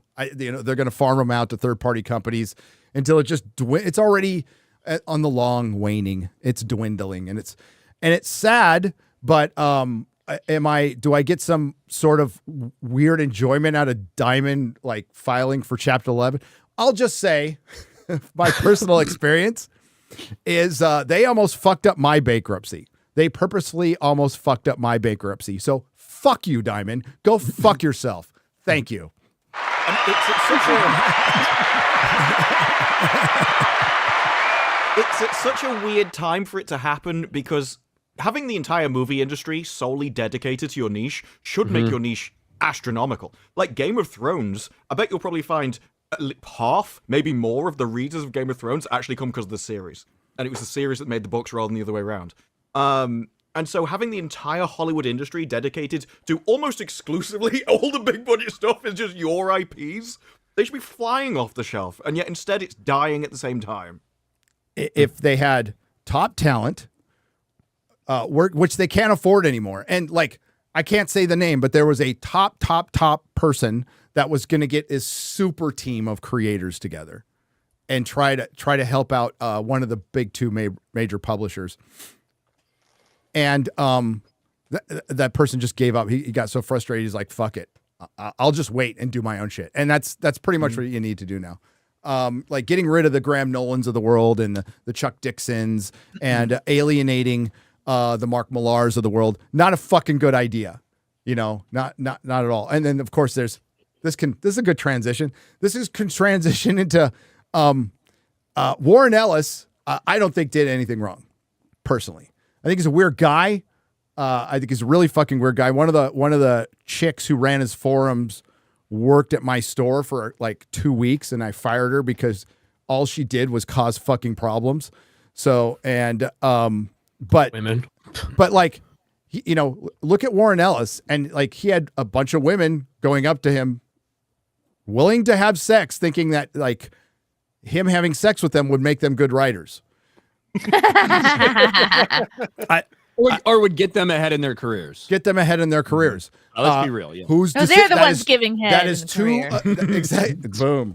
That is 2 adults It's transactional, but it's two adults making adult decisions. I don't think Warren Ellis did anything wrong. Then there's Neil Gaiman. Oh shit, man. Womp womp. Oh, Call me master. So, Wow. Neil Gaiman. Lick the poop.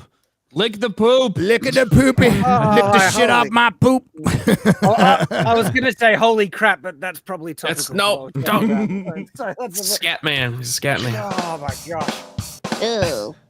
I just like the idea that someone's got to call him master. Like, he can't even sit up straight in his chair. Ugh. He can't even Like master his he own is. spine. Dude, this is a picture he agreed to take. And Everyone's doing posture like check. Alan Rickman. Kind of says was- everything. That's the thing that makes me sad. I miss Alan Rickman. So Neil Gaiman very early on was one of the first, if not the first, like rock star comic book creator who got himself a team of publicists who went out there and controlled the narrative, like early on, way back in the day. Back when one of the people who shouted him out the most back in the day was Brian Hibbs. That's a name I bring up a lot. He owns a shop, Comics Experience. He bought my comic shop. His dad said he was going to do a better job than me. Then he closed his comic shop sooner than I closed it. So there you go. You know, those who try the most fail the most. He's a bit of a degenerate, all right? That's an understatement, A Gary. bit. Like, hey, Ryan, I watched your daily episode where you went through the stuff of the allegations. Holy. yeah, it's pretty crazy. I read this article, man. It's rough, dude. This guy, like, if all the allegations are true, he's a legit piece of shit. Yeah, I mean, literally, he likes people. I said the same thing. I'll continue to say the Yes. same thing. If all of this shit is true, Neil Gaiman is a massive, piece of shit, certainly. However, I do think that you have to look at all the women that are involved in this, and at least the ones we got some of the detailed background about, and be like, you have to be a little bit accountable. Not to say that Neil Gaiman's in the right, but you have to be a little bit accountable as well. If you're a babysitter for Neil Gaiman, and he says, hey, I'm about to go on a business trip. Hey, just so you know, if you want to, you can take a bath out there, do whatever, blah, blah, blah. It's a little bit fucking weird. If I was a babysitter for Neil Gaiman, I probably wouldn't take a bath, whatever, if that wasn't Outside the norm, in a garden? Exactly. Okay. But okay, go take a bath. He shows up, takes a towel off, pulls his dick out, hops in with you. You say no. He says, oh, yes. He tries to stick his fingers in your ass. He tries to come on your tits. He tries to come on your face. He fucking violates you. He does all these things, right? And I'm not a woman. I've never been raped. Really? So I don't know what you would do maybe in that fucking very moment if you didn't feel like you could get away safely, whatever. You continue to be his babysitter? Yeah, that's weird. That is a lot. You allow this person to do this to you for fucking weeks and weeks and weeks on end, and you go to his degenerate fucking polyamorous wife, and she doesn't have your back for this, so eventually you come forward. Like, that's, I'm not saying that Neil Gaiman isn't a piece of shit, but I also just think when we talk about these stories, we should talk about, like, how some of the women behave and why they could have made this worse. If you look back on it, would you do these same things over again? A tale. The 18-year-old girl who started becoming friends with Neil Gaiman when he's fucking 60. And spoiler alert, Neil Gaiman is not chatting up a fucking 18-year-old because he loves the conversation. He wants to have sex with you. So it shouldn't come as a surprise when you're alone with him then that he tries and attempts to have sex with you. Do you know what I mean? So we just need to point that out as well when it comes to a lot of these stories. But fuck Neil Gaiman. Neil Gaiman, like, there's a tweet from 2018 of him about, I believe women, I believe survivors, blah, blah, blah. Well, we need to fight harder. You better believe him now then, bitch. He set the standard. He's telling us we need to believe women, and so it's like, okay. That's the biggest part of this story. It's transactional. We need to talk about that. That is a tale as old as time. That happens all the fucking time. It's happening right now in Hollywood, in the comic book industry.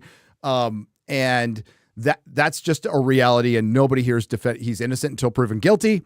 That we've got to say that.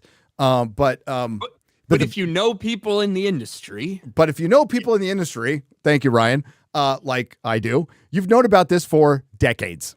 Yes. You've heard things about I've heard firsthand stories from former customers, from people who've worked in other comic stores. Wow. Absolutely. This is something I've known for years. Everybody's known it for years, that he likes the young ladies. Now, nothing's ever been said about underage or anything like that. It's always been of age, but he likes them pretty young.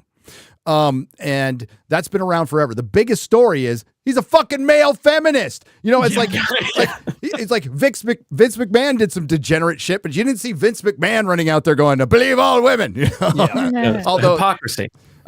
He's a male fucking feminist. He's out there doing all this. And I think equally as big is how protected he was from and I'm putting this in big air quotes, the comic book journalists, which don't exist. They're a bunch of hack fucking bloggers and mouthpieces. That's all they fucking are. But the Heidi McDonalds of the world didn't say shit, and they've known it. They've known it the whole fucking time. The Rich Johnsons of the world have known it the whole fucking time. They absolutely have. And they've covered for him. They've covered for him a lot. And these are the same people who will go after any of us for saying anything. And they've known all this stuff. And it's because he agrees with their politics. That's the only thing. That's the only thing that's protected him for so long. He's a powerful dude in the publishing industry, in the literary industry. For what? He made a seminal comic run that I personally didn't like very much. I thought the art was great, but There's a lot of seminal stuff going on. Yeah, there you go. But he's seminal. Yeah, for as big as he is, like, I don't think his body of work actually backs it up. I think he's written some good stories. You know, American Gods is out there. Good Omens, Terry Pratchett. But like, you know, he's no fucking George R. Martin when it comes to writing. He's always been. He's written more. You know, so he's finished some stories. Okay, I'll give him that. Yeah. But there's some fucking stuff out there. Like in the article itself, it describes when he used butter as lubrication. He fucked this chick in the ass. Watching the movies. Shit off his you guys dick. haven't done that? He pissed on he pissed on his hand and made her lick it off. Was it margarine or butter? What else? Oh, I can't believe it's not butter. What if he used that? You know the spray they have for corn? Oh yeah, He sprays that on his cock. Holy shit! Wow. Ew. With all of this, is he investigated by the police or is it just an article? It is an article. It's from a podcast. This story's been out for a year. So that's the other thing. Is this story's been around for a long time, the actual story. Two women came forward on a podcast back in the summer or maybe spring of last year. Yeah, last year. And that's where it first started really gaining momentum. And this New York article has 8 women who have never met each other, but all have remarkably similar stories. I believe some of them have reported it to the police, and some of those investigations are underway, but I don't know if all of them have or not.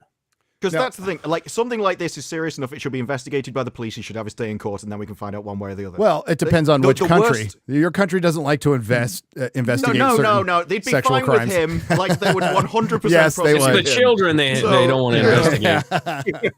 But it's the trial by media I have a problem with. Like, if it's illegal, go to the police, and then go to the police. The whole innocent until proven guilty requires there to be in a police investigation. It requires him to go through court. Yeah. So I don't really think going on podcasts is the place to do this in the first place. It should be taken to the authorities and leave it to them. And we'll see if he gets investigated or not. I mean, he's done. So quietly. It also depends on when some of this stuff happened, obviously. Yeah. Depending on which state where it happened, things like that. Statute of limitations. Have a 5-year. So what has been his response? I've heard that he kind of just said it was consensual and That's basically been it. That's basically it. His thing is, yes, I did use the butter. Yes, I did have her lick the shit off. Yes, I did piss on my hand and have her lick her. But don't kick shame me, bro. Yeah. Because to me, that actually lends a bit of credence to the accusations. He's not saying they're all friggin' lying through their teeth and they're just trying to destroy me. He's actually kind of confirmed a decent amount, but then he says it was consensual. So it's like, that okay, is important, though. If you describe a lot of stuff that happens in the privacy round, it will come across as horrific when written down. So, there are ways you can frame it that just makes it sound ridiculously horrific. Tell us about it, Disparu.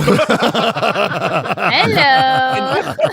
I said the same thing about Harvey Weinstein. Okay, is he a fucking creep and a weirdo and a piece of shit? And did he fucking like take advantage of people because of these situations or whatever? 100%. However, I think that these women knew what they were getting into. They were doing this. They were willing to suck Harvey Weinstein's cock because they thought they could get ahead in their careers, right? So I don't know if we have any of the similar things when it comes to Neil Gaiman or whatever, like this story. But like I said, there has to be some sort of accountability when it comes to the people that are telling these stories.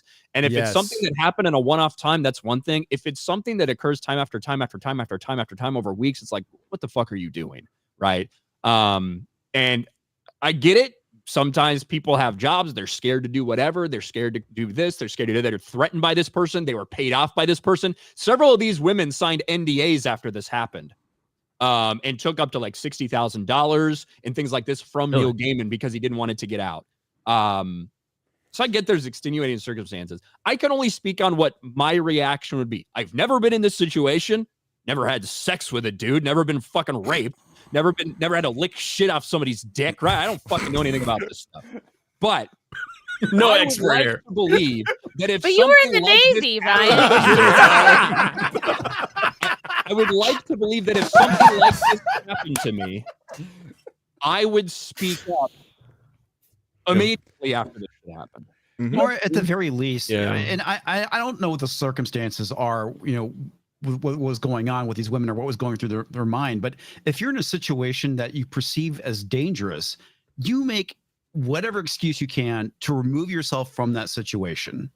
And that is and I understand that humans at times we want to be appeasers, but it's like you got to think about yourself first and get out of that situation as much as possible. Ryan's right though. With if you get in that situation and maybe that time it's horrible and you get stuck there because of some weird social dynamic that you can't break yourself out of and you get raped, but then to go back, like Ryan was saying, that's again and again and again. That's that's what, like what, that's the line. What they're probably okay. This is just an example, just throwing it out there. I don't fucking know either, but you're going against Neil Gaiman, and if you're especially a fangirl of Neil Gaiman, this is a powerful person, and you're gonna like for one, you're crushed. Let's assuming everything she said is true. That's a large assumption, but you're crushed that your hero is this much of a piece of shit. You also have to go up against the machine that is Neil Gaiman, and you also don't want to believe this is true. Or the other side of that is she was completely okay with it at the time because it was Neil Gaiman, and it was just later she had some regret or saw an opportunity to get some money. I mean, all these things, either or could be true at this point. Sometimes these women can work for these very high-powered people who are sketchy, and then the trauma manifests itself in different ways, like creating the acolyte. Well, another thing too is that it seems like this woman was in a very much a desperate situation too, and that's something that needs to be taken into account as well. And another thing that needs to be brought up is the whole thing with Amanda Palmer and the fact that they're going through a very bitter divorce. And as she stated in the article, that he basically bled her dry. So maybe this is a convenient time period for all this information to come out. Bled her dry, like money-wise? She's implicated in this as well. Yes. Oh, I know. So, I know. Like, I don't think this is like an Amanda Palmer focused attack. This is like she's I'm saying that in she this. released this information because she's in the article. I'm sure I'm sure she she has quietly given out some information. I'm positive. Well, but here's the thing: she's implicated in this Yes, article. she is. Oh, I know. Basically, she it's is. having a sexual relationship with a person, showing pictures to Neil Gaiman, using her as bait for Neil Gaiman, and basically delivering her on a silver platter for Neil Gaiman to fuck her.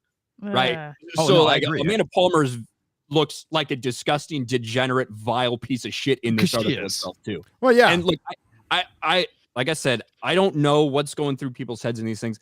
I know women who have stayed in horrific, abusive fucking relationships for a long fucking time against all sort of sanity, against all rational thought. Okay. And so sometimes things like that do happen for reasons I can't really comprehend. But I'm just going to give all the women who watch this podcast, all 5% of you out there, I'm going to give you a helpful hint that will get you through life a little bit easier. Every man wants to have sex with you, period. Okay? So even on your period. Yourself in situations like this, don't be fucking surprised. Every man, whether they're fucking married, like they want to fuck you. That's how you should just go around in life. I was like, Do you have any daughters? Thank God, no. Thank God. So we'll find out. Again, the bigger story is it took a lot of people a long time to even talk about this shit, and they knew about it, and they protected him. And these are the same people who were out there canceling fucking Warren Ellis for just getting laid. These are the same people who went after Joss Whedon, and people were trying to compare this Gaiman situation to Joss Whedon. No, Joss Whedon was a fucking asshole. He's a asshole who's got terminal TDS. But I don't think he fucked anybody. Like no, that, did he? No. I personally, I mean, who knows? He's just a jerk. No, he cheated on his wife, but like that's a director in Hollywood. Like that's that's a day of the week. Like Tiger Woods. Everyone said, I can't believe he cheated on his wife. He's like, I can't believe he didn't squirt himself inside out. There you go. Is this that's something one you of do those at things? home, Disparu? Yeah, that's one of those things when it's written down, it sounds like worse. Oh, hey, for Disparu's sake, we're gonna hard transition, kind of like inside I out. still want to know so what good. this brew has done sexually. Then I really don't. I want to. But you know what? Now. But no. We're gonna activity and read it deadpan. We're and it will going sound awful. to answer that question right now. What Disparu does sexually, Chrissy Mayer.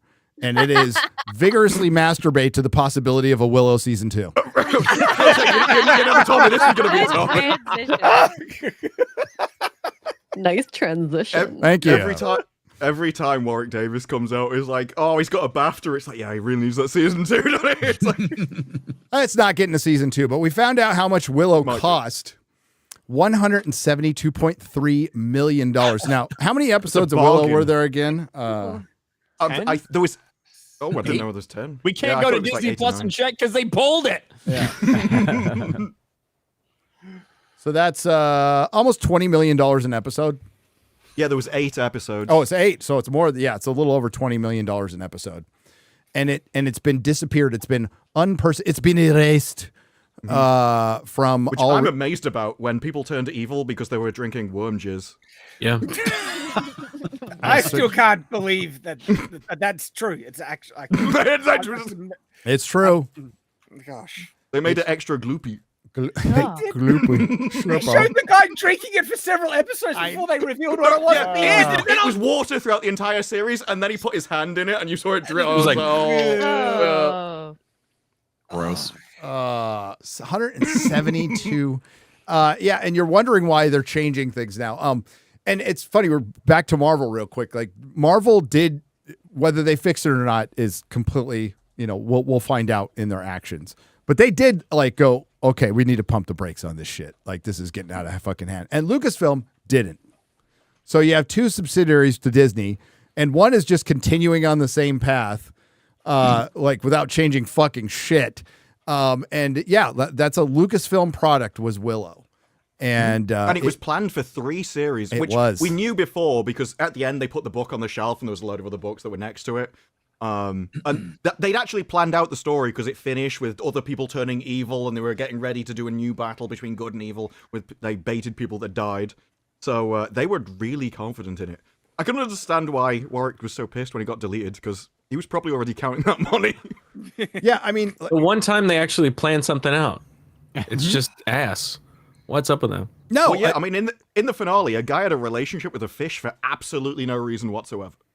In the penultimate. I am praying someday that Kathleen Kennedy's got some bitter assistant who's released from his NDA in the next couple of years and writes a fucking book on what the fuck is going on at Lucasfilm. Because Jesus Christ, this woman should have been fired so many times, so long ago. And she knows whether Neil Gaiman's a buried. She does. That's the only answer. That's the only answer. unironically, it's probably like a lot of Disney, you know. Oh yeah. That just like Gaiman, and she knows all the dirt. Yep. Hey, a streaming or not streaming. What the fuck? I'm such a boomer. A platform. It's the opposite of streaming. It's for the ADHD platform known as TikTok. Is going to be banned or by. And then there's rumors of certain people buying it as well. Mr. Beast. Yeah, possible. Mr. Beast. Oh, that'll make it better. Jesus. Didn't we also?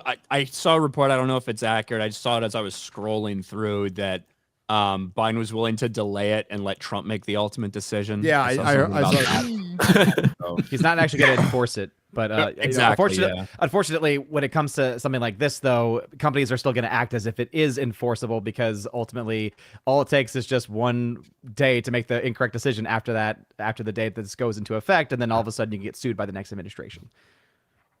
I don't even know if so come January 19th or whatever, I don't think the app suddenly disappears from your phone.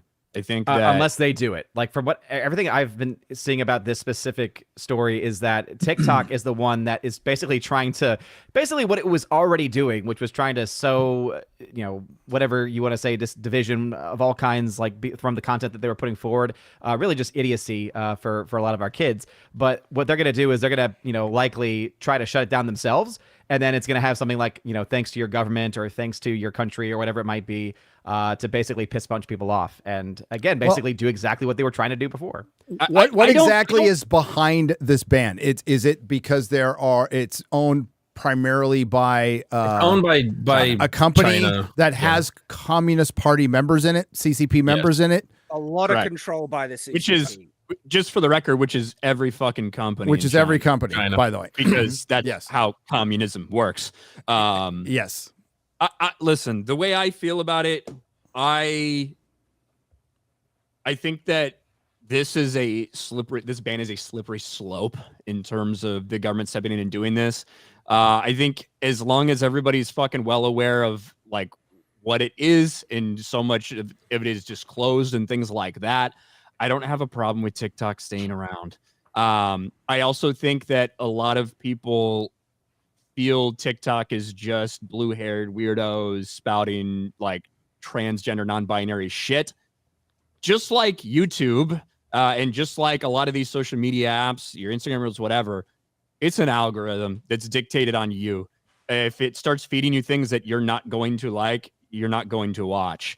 So my TikTok feed is a bunch of Trump shit. It's a bunch of based shit. That's what I get.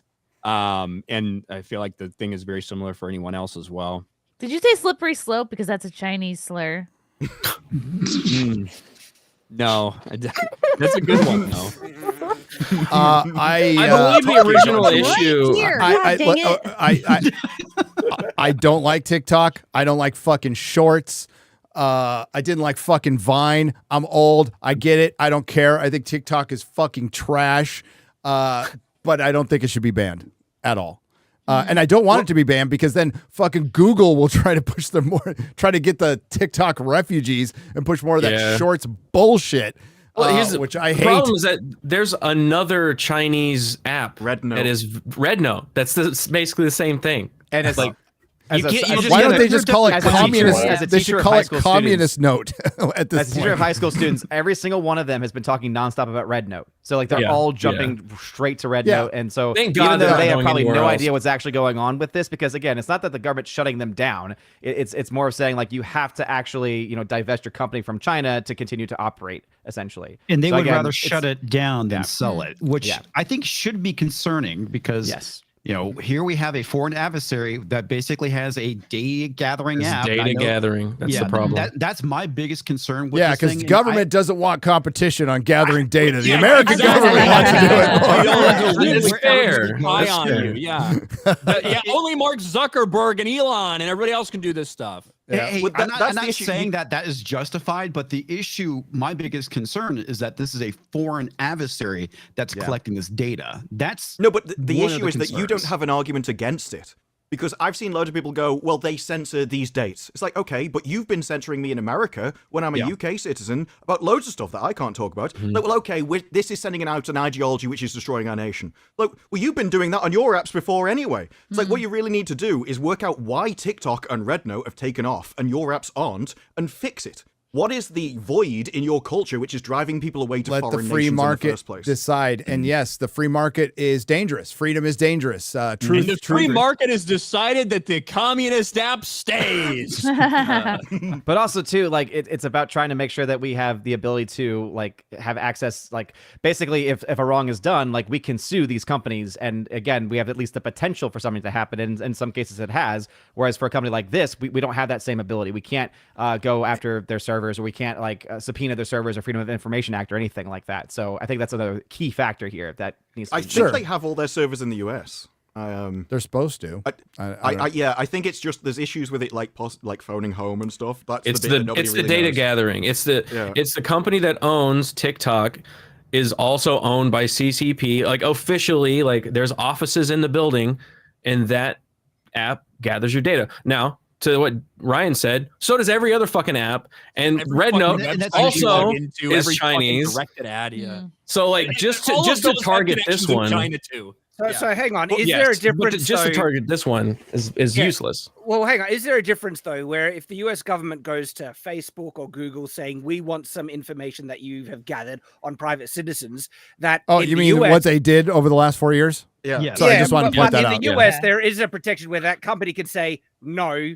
That's private. We don't have to give it to you. But in China, they have no choice. If the government goes to, whatever, we want this information, well, the government controls it anyway. The government going to that company would be like opening their door and going, hey, into the hallway, give me that data. And they'd be like, okay.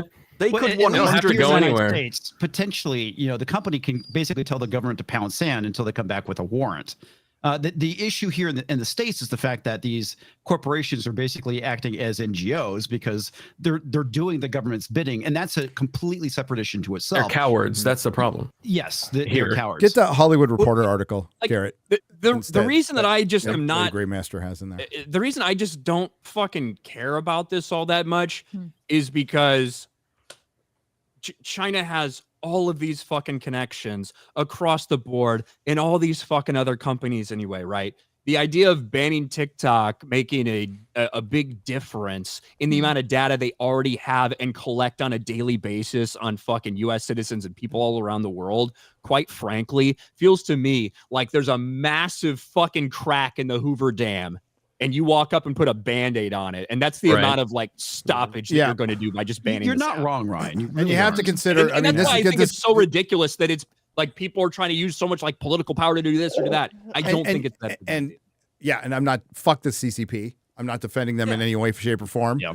But we also have to look into the fact that Meta and YouTube might be behind this as well. They want this to happen. Yeah, they 100%. Want this to happen to get rid of some competition. They want to be the only ones to spy on you. Yeah. There is definitely an argument that a foreign nation could use an algorithm in order to undermine your country. But most people's complaint with TikTok is they're just doing the same thing that all the other social medias are and pushing the exact same message. And they have this super addictive algorithm, right? And that's ultimately Disparu. That's up to, like, if you're worried about the kids, that's up to the fucking parents. That's up to the parents. Yeah. If you're complaining that a foreign nation is undermining yours by pushing what you want as your own culture, then maybe the problem is it's closer to home and you should change what you're doing and pushing around. Because there is an app, we have TikTok, they have a different version. And theirs is entirely different. It doesn't allow a lot of their own stuff, and it's very pro-China. I want to know why America doesn't have really pro-China apps on their side. Why isn't they pushing the we're amazing, we want all this stuff? Because that's what American movies used to be all like, and then they've undermined themselves because the over people time. making this stuff don't like America. That's part of it. And the CCP owns TikTok, and they just it's also harder for any new company to break through because we have a lot of monopolistic companies already that are really making it difficult for anyone to break through. Disruptors don't want to be disrupted, Odin. The thing is, depends on the shit that you like and interact with. Just like fucking YouTube will send you down. Like mine is a bunch of Trump shit. A lot of patriotic shit, some based shit, some fucking racist memes and things Harry like Potter that, lore. right? Like, those are the things that come through on my TikTok. So, well, on that note, like, because that is the thing. There's actually quite a sizable right-leaning conservative kind of section on TikTok. Like they popularized the Trump dance on TikTok. Everyone was doing it and stuff. And so there is the fact that the app does actually allow the other side. Though I'm interested how much things do get banned on TikTok, because I put stuff on TikTok, right? And it's interesting the videos that did get taken down on there.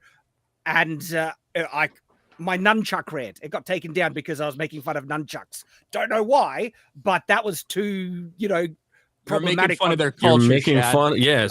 Was that because I don't know. I don't know if culture. nunchucks are Chinese or not. I'm just kidding, but I think so. Bruce Lee is yeah, Chinese. In terms of stuff that gets taken down from there on TikTok, if I say like fucking retard or whatever like that, typically that will get hit there, where usually it won't get taken down, never get taken down on YouTube for that, every once in a while on Instagram. So it is just slightly more censorious than Instagram, which is slightly more censorious than YouTube. I don't know if that's a fucking word or not. Is that a word? I think it is. It does seem like it's a word. Feels like a word. Seem like the censorship does lean left on TikTok. Like that's kind of what, even though they allow right-leaning stuff. But that's what I do. Also, they didn't always allow right-leaning stuff.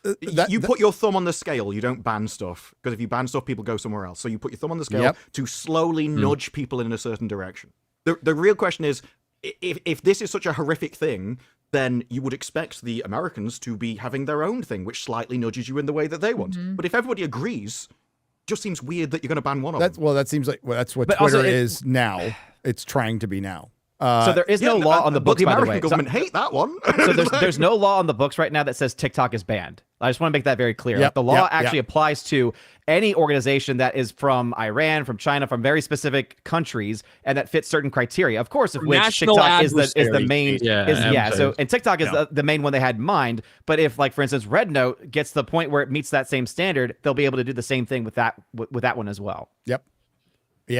And the Trump effect, we can pull this down. The Trump effect, I think it was like Google and Alphabet and YouTube are now going to like pump the brakes a little bit on some of their censorship. The CEO of Google's already talked to Trump, and this is the effect he's had with this cultural shift, which, I did a video on. We've all talked about Zuckerberg and whether he's genuine or not. Which he's not. He's looking out for his company. He sees the winds are changing direction, and now he's going to be less censorious. And you know what? Whether he's genuine or not, which again I don't believe for a fucking second, that's one less censorious person. So that's good overall that's happening. But we have a major Trump effect here. We have Trump is going to save Hollywood. Everybody, Trump is going to save Hollywood, because we have ambassadors. Is that what they're called? Envoys, ambassadors, special ambassadors, named by, apparently none of them knew it at the time, but Trump names Sylvester Stallone, Mel Gibson, and Jon Voight as special ambassadors to trouble Hollywood. They'll bring lost business back. I think Ryan's invitation to be ambassador has got lost in the mail. Yeah, he must not have got my new address, But I think this is hilarious. This is up there. I mean, it's not as bad, but it's up there with calling Canada the 51st state and a good fucking troll. But it's also something that needs to happen, because Hollywood is an American industry. Now, what's happening to Hollywood is it's breaking up. Which is good, and it's going other places, and I think that's the free market deciding right now. But they'll bring lost business back. The question is, do we want to really bring it back to Hollywood, California? Like maybe what is it? Mel Gibson and Mark Wahlberg they're working on a studio in Nevada. Mark Wahlberg's wanted to do crazy. Mel Gibson is just like, because he kind of I is. fucking love Mel. He is a little crazy. My kind of crazy. He's always been a little crazy. What was that, Ryan? Yeah, Mark Wahlberg moved from LA to Vegas a couple of years ago and basically said he wanted to start and build something out in Nevada there, start making stuff there. Him and Mel Gibson. Have that new movie that's going to come out where he's like a fucking terrorist or prisoner or something like that. I think Mel Gibson's either directing or producing it. Mark Wahlberg stars in it, which that'll be interesting. Flight Plan, is that what it's called? Flight Risk. Yeah, Flight Risk. But yeah, to me, this doesn't mean that Mel Gibson is going to knock on Bob Iger's door, kick it in his face. I wish he would. Queer shit That in would my be funny, though. cartoons, bitch. Like that is not what this It's means. fucking funny if it did happen. And I wouldn't be don't against think it. And I personally don't think the government should be going into these corporations and telling them what content to make. I think this is much more about the business side of things. Yes. And yes, there's been a lot of struggles in Hollywood that center on the type of content they're making, the kinds of things they're pushing, and how out of touch they are with people. There are also a lot of other things that have happened in just the business itself. There's a reason why people are moving away from Los Angeles and why they're going to the UK to make movies, where it might be far less restrictive from this standpoint, where you might get a tax credit for those things. And what's happening is a lot of people have fucking lost jobs in California because of this. And I don't really care about fucking loser writers who write dog shit, not getting jobs because of whatever.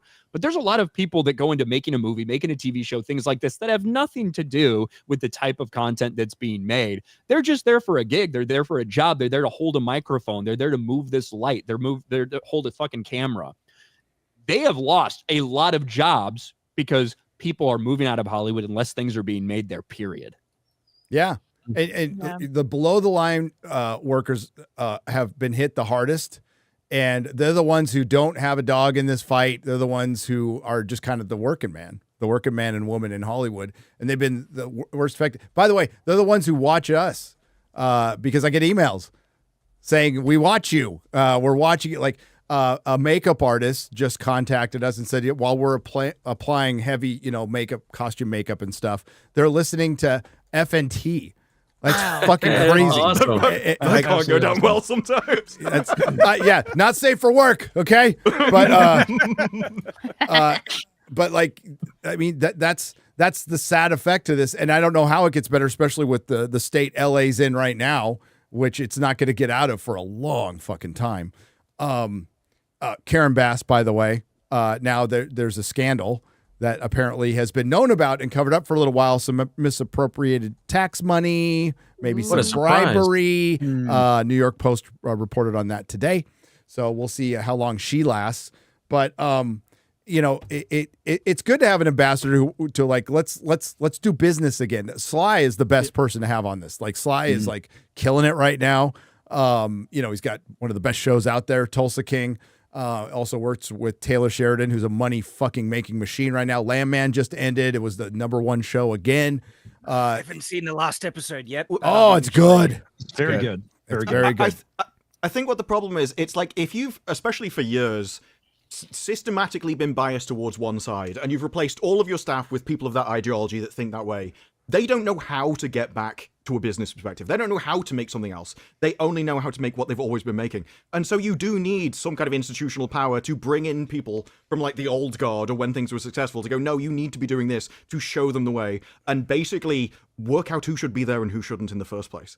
And I do think if you've been part of the thing, which is basically ramming ideology down people's throats, if you've been part of the collapse, then you shouldn't be there. Obviously the line work and stuff, they don't have any decisions, whatever. But I'm not against people essentially guiding the way and putting their thumbs on the scale the other side. Because if you're just neutral, well, you kind of stay where you are. And I think, especially with DEI, they've replaced so many of their workforce. They need people to come in and be the ones that just go, you can stay, everyone else needs to go, kind of thing. They need to purge it. They absolutely do. And especially if you work in Hollywood now you kind of have to take sides. And one of those sides is common fucking sense. That's all it has to be. It's not this radical ideology. You let the wolf in the door. It's going to be really fucking hard to get rid of that cancer, if not impossible. And, the studios need to fail. That's what's happening. The old guard studios are going to get bought up. They're already merging, getting bought up, and they're going to be run by giant tech companies as vanity projects. And Hollywood's been scared to death, and they should be, because one day Jeff Bezos can go, you know what? I mean, Prime Video's probably not going to go anywhere, but it could go the way of Comixology. Just like, we're done with it now. We don't need it, or we're cutting it in half. And if you cut like production of Prime Video in half, that would be like a tidal wave hitting Hollywood. It'd be like a fire hitting Hollywood. It'd be really fucking bad. And that's what they're worried about. But this is what they've done, because they broke their old model, Disparu. They had a model that worked for decades and they destroyed it. And to make things worse, all the stuff they were making for this new streaming model was absolute shit. And I don't know how you come back from that. I don't know. Always before, you've made some bad movies, and so it's easy to change. The problem here is they've replaced their staff with new people, and that means it's ingrained. To and virtue so you need signal. To go through, yeah, it's not even based on skill. As severe to happen the other way, just to get back to neutrality. It's pretty severe right now. Profitability. What's happening to them is pretty fucking severe. The box office domestically was down from the year of the Flopbuster. It was down 3%, which doesn't sound like, but it's the first time it's been down since COVID. Now, what's really down is that's money. That's not ticket sales. By the way, theater still drives Hollywood, period. Your ticket sales are down, depending on who you ask, 35 to 40%. That's almost half. What and the thing is, they're competing against themselves. Like, you can fire up a new series or watch an old fucking movie. And most people nowadays are just like, I'm going to watch the old movie, or catch up on a movie that you might have missed 20 years ago. And it's right at the tip of your finger. So you're competing against yourself. You don't have the skilled labor there anymore, because it's a highly skilled industry. And you've allowed a bunch of frauds to come in because you wanted a virtue signal. And I was just going to say, there's also more accessibility to other markets, which is creating greater competition with anime and Korean, content, so easily accessible. And they make great stuff. And so people have a lot of options nowadays. A lot of options. So we'll see. I think it's funny as hell, though, that Trump's, I'll save Hollywood. I'll send my people in there. I got a team. Best team. Okay. I got Crazy Mel. Rambo's on my team. I'm sending Mel Gibson to go fire Kathleen Kennedy. Personally. It's funny. You know what else is funny? Here, what? Oh, okay. I think we should do this one, because it's been going around the Twitter. Big argument going around Twitter. Elon Musk versus Asmongold. Don't they know? The battle of the retards. Oh. I can settle this argument right now. It's me. You're fighting for second place. Okay. He pretended to be a gamer and he's not. That's basically. I saw the post, right? So Elon Musk posts DMs calling out Asmongold for not running his own channel, saying he's not his own man. The dude has employees. Yeah. He has editors that edit his content. The richest man in the world, and somebody who's involved with all these kind of fucking brilliant idiot. breakthroughs. What a fucking retarded thing. Dude. Well, it goes to show you that he's coming from a completely different world. When he hears editor, he thinks like publishing editor who's overseeing the content. And Asmongold, when he says editor, is like the guy that clips my video. Yeah. You look at the DM, like Asmongold looks like a cool guy. He's like, oh yeah, I got a couple of guys that edit my stuff together and put it on. I don't even really do most of it. Interesting. And Elon's like, oh my God, it's discovered he's not his own man. And all right, so all of this started several days ago, and it was all about Elon Musk and Path of Exile 2. Yeah. I have not played Path of Exile 2. I really don't know much about it, about what goes into it, about what goes into grinding to that level. Based on the stuff I've seen, you're talking about people that put 10 hours, 12 hours a day into this fucking game and the rest, to grind to some of that high of level where Elon Musk's character in that is. Yeah, we put tons of time into it. Yes. and so after after seeing a stream where he used the character and went through some things, and people were like, God, why would he do that? That doesn't make any sense. Why is he doing that? people didn't feel like it would be normal for somebody that played that much to be making those types of decisions in gameplay. Some things didn't add up. So some people drop videos about why they think that Elon Musk is paying other people to basically grind his character for him. And that's not something that is out of this world. That's something that happens for people out there. And quite frankly, if that's what Elon Musk did, and he has other people that play this account for him to grind it up so that he can, when he wants to, log in there and play like the top tier stuff and whatever, like the most challenging things, all this stuff, I have zero problem with that. Elon Musk has a lot of shit going on. I don't really fucking care if he paid somebody to level up his character and then he plays as the character. I don't care. I think there's equivalent things that gamers do all the time in terms of mods that lets you skip certain parts in games because you just don't want to go through the grind, as well as, you know, there's cheats have been in games from the very beginning where you'll get a code that lets you skip forward, you know, to later levels in the game and stuff. And so I don't think that's an issue. The issue, I guess, is his reaction to it. But Elon is saying that he did it. Correct. Yeah, the issue is him saying he's one of the best players in the world. Correct. And the other best players in the world, they're not just time investment. This is efficiency. So him dragging the item across is because it's slow and inefficient. And so if you're all spending 16 hours literally streaming this for a living as your only thing that you do in a day, then somebody that's doing it slower should just naturally be further down the board. That's what doesn't make sense. And I think there is it's the same if you were in a competitive shooter and you were saying you're top 500 when actually you're bronze, and people are like, what on earth are you even doing? You're almost insulting their intelligence by thinking they won't notice, and I think that's what offends people. And like I said, if Elon Musk, it feels to me, I don't know enough about the fucking game to be like, this is definitively whatever. It feels like he has somebody else grind for him, whatever. If he just said that, of course, there's going to be some people that attack him for this or that or whatever, but most people wouldn't give a fuck because I think they understand that this guy's got a lot going on to whatever. Asmongold reacted to a video that was made about it. And I don't think, go ahead. Somebody say. Well, just before we jump onto the next part, like, it is possible perhaps he did grind it. We don't know exactly how. You don't think it at all, Disparu? I don't think there's enough hours in the day for him to run a business. Now, if all the business are automated and all he did since its release is play the game, fair enough. He doesn't really. Elon doesn't really sleep. I mean, we don't know his exact breakdown in his day. I don't know, right? In terms of it seems like this guy has a lot going on. We'll just say that. It does. Right. Yes. But in terms of him not doing the things that certain players would expect him to do and stuff like that, I do that all the friggin' time. But I do inefficient things in my gameplay because that's just the way I prefer to do it. But are you a top 2 player in the world, Shad, in that? There are games that I have sunk nearly thousands of hours in that I still do that type of crap because I just prefer the way of Conan. The answer is no. But if somebody else had sunk those same 1,000 hours in, they would be higher than you on the board. This is where it's relative. Yeah.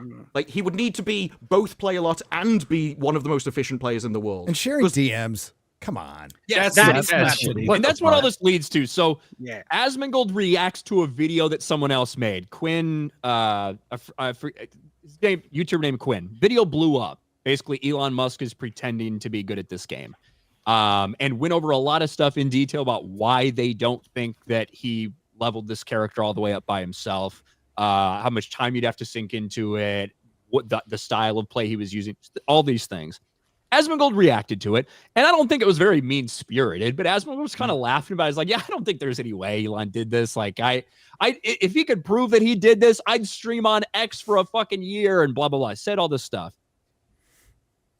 After that, Elon replied to somebody else who talked about it, saying, Asmongold is controlled by everyone else. He's not his own man. And then leaks DMs between them where he's simply explaining that he has editors that clip things out of his streams and upload them to the YouTube channel, that he has employees. Gary, I run you. I run your channel.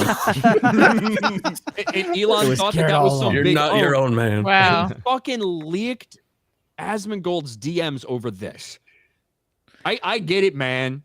A lot of truths remain the same over decades and decades. And one is, if someone says you're shit at video games, it's going to piss you the fuck off. Okay? That's what Asmon says. Richest man in the world. He DMs on his own platform. And just keep in mind what that means.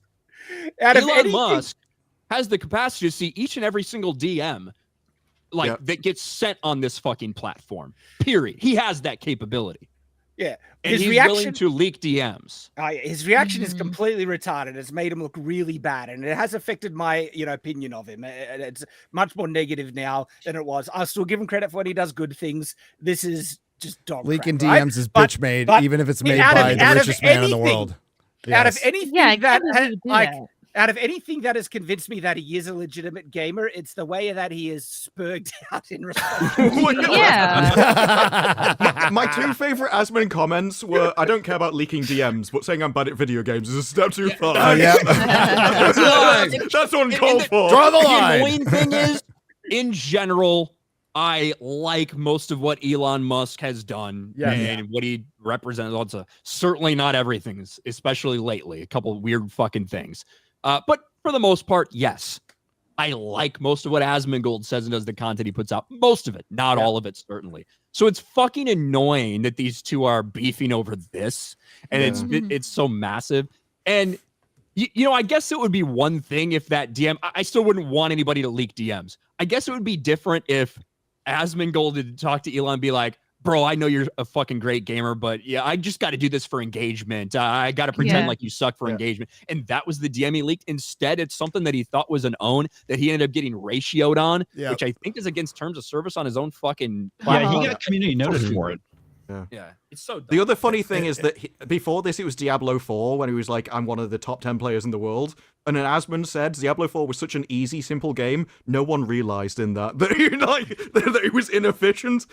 Everybody in that looked exactly X-Ray the Girl's same. number 5. Did you?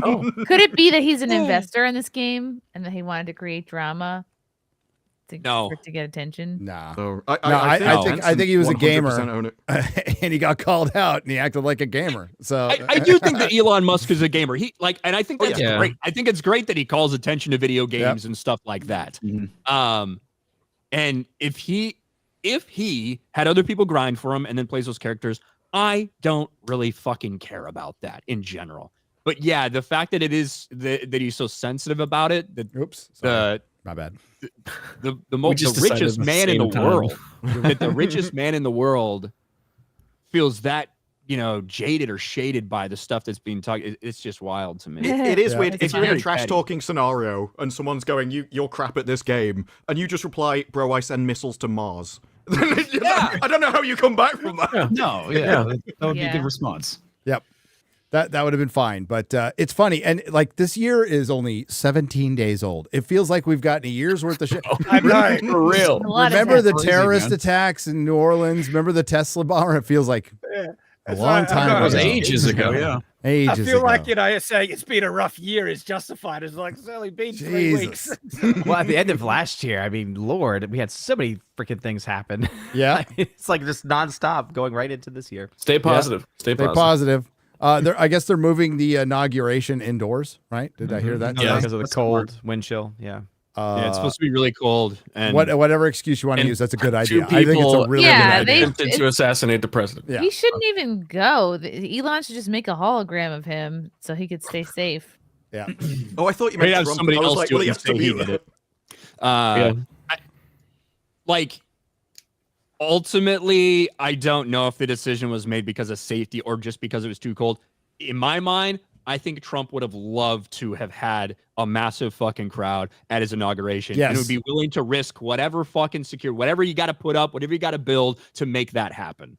So I do actually think this is more about just the weather conditions. Yeah. And you got to keep in mind, it's not really about the crowd that's there and worried about there. It's about all the fucking 90-year-old fucks that are part of this government. Oh, right. And if they sit out in that weather, they will die. And then traveling to get there.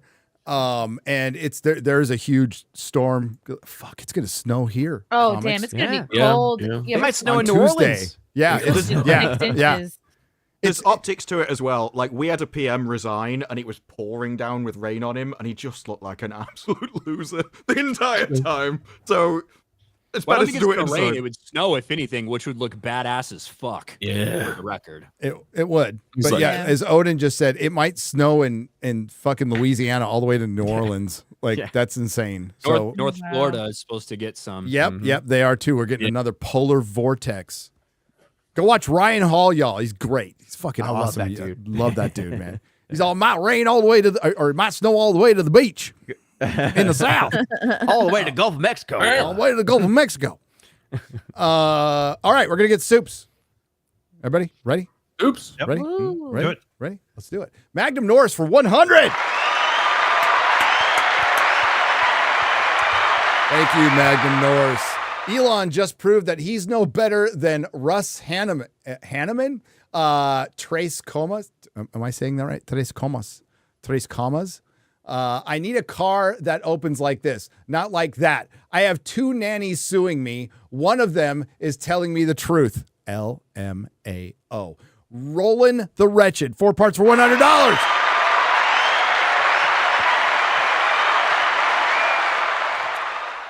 Gary Time is running out. Gary Time is running out to play Dragon Age: The Fall of Guard. Is that how it is? Dragon Age: The Fall of Guard. Is that what it is?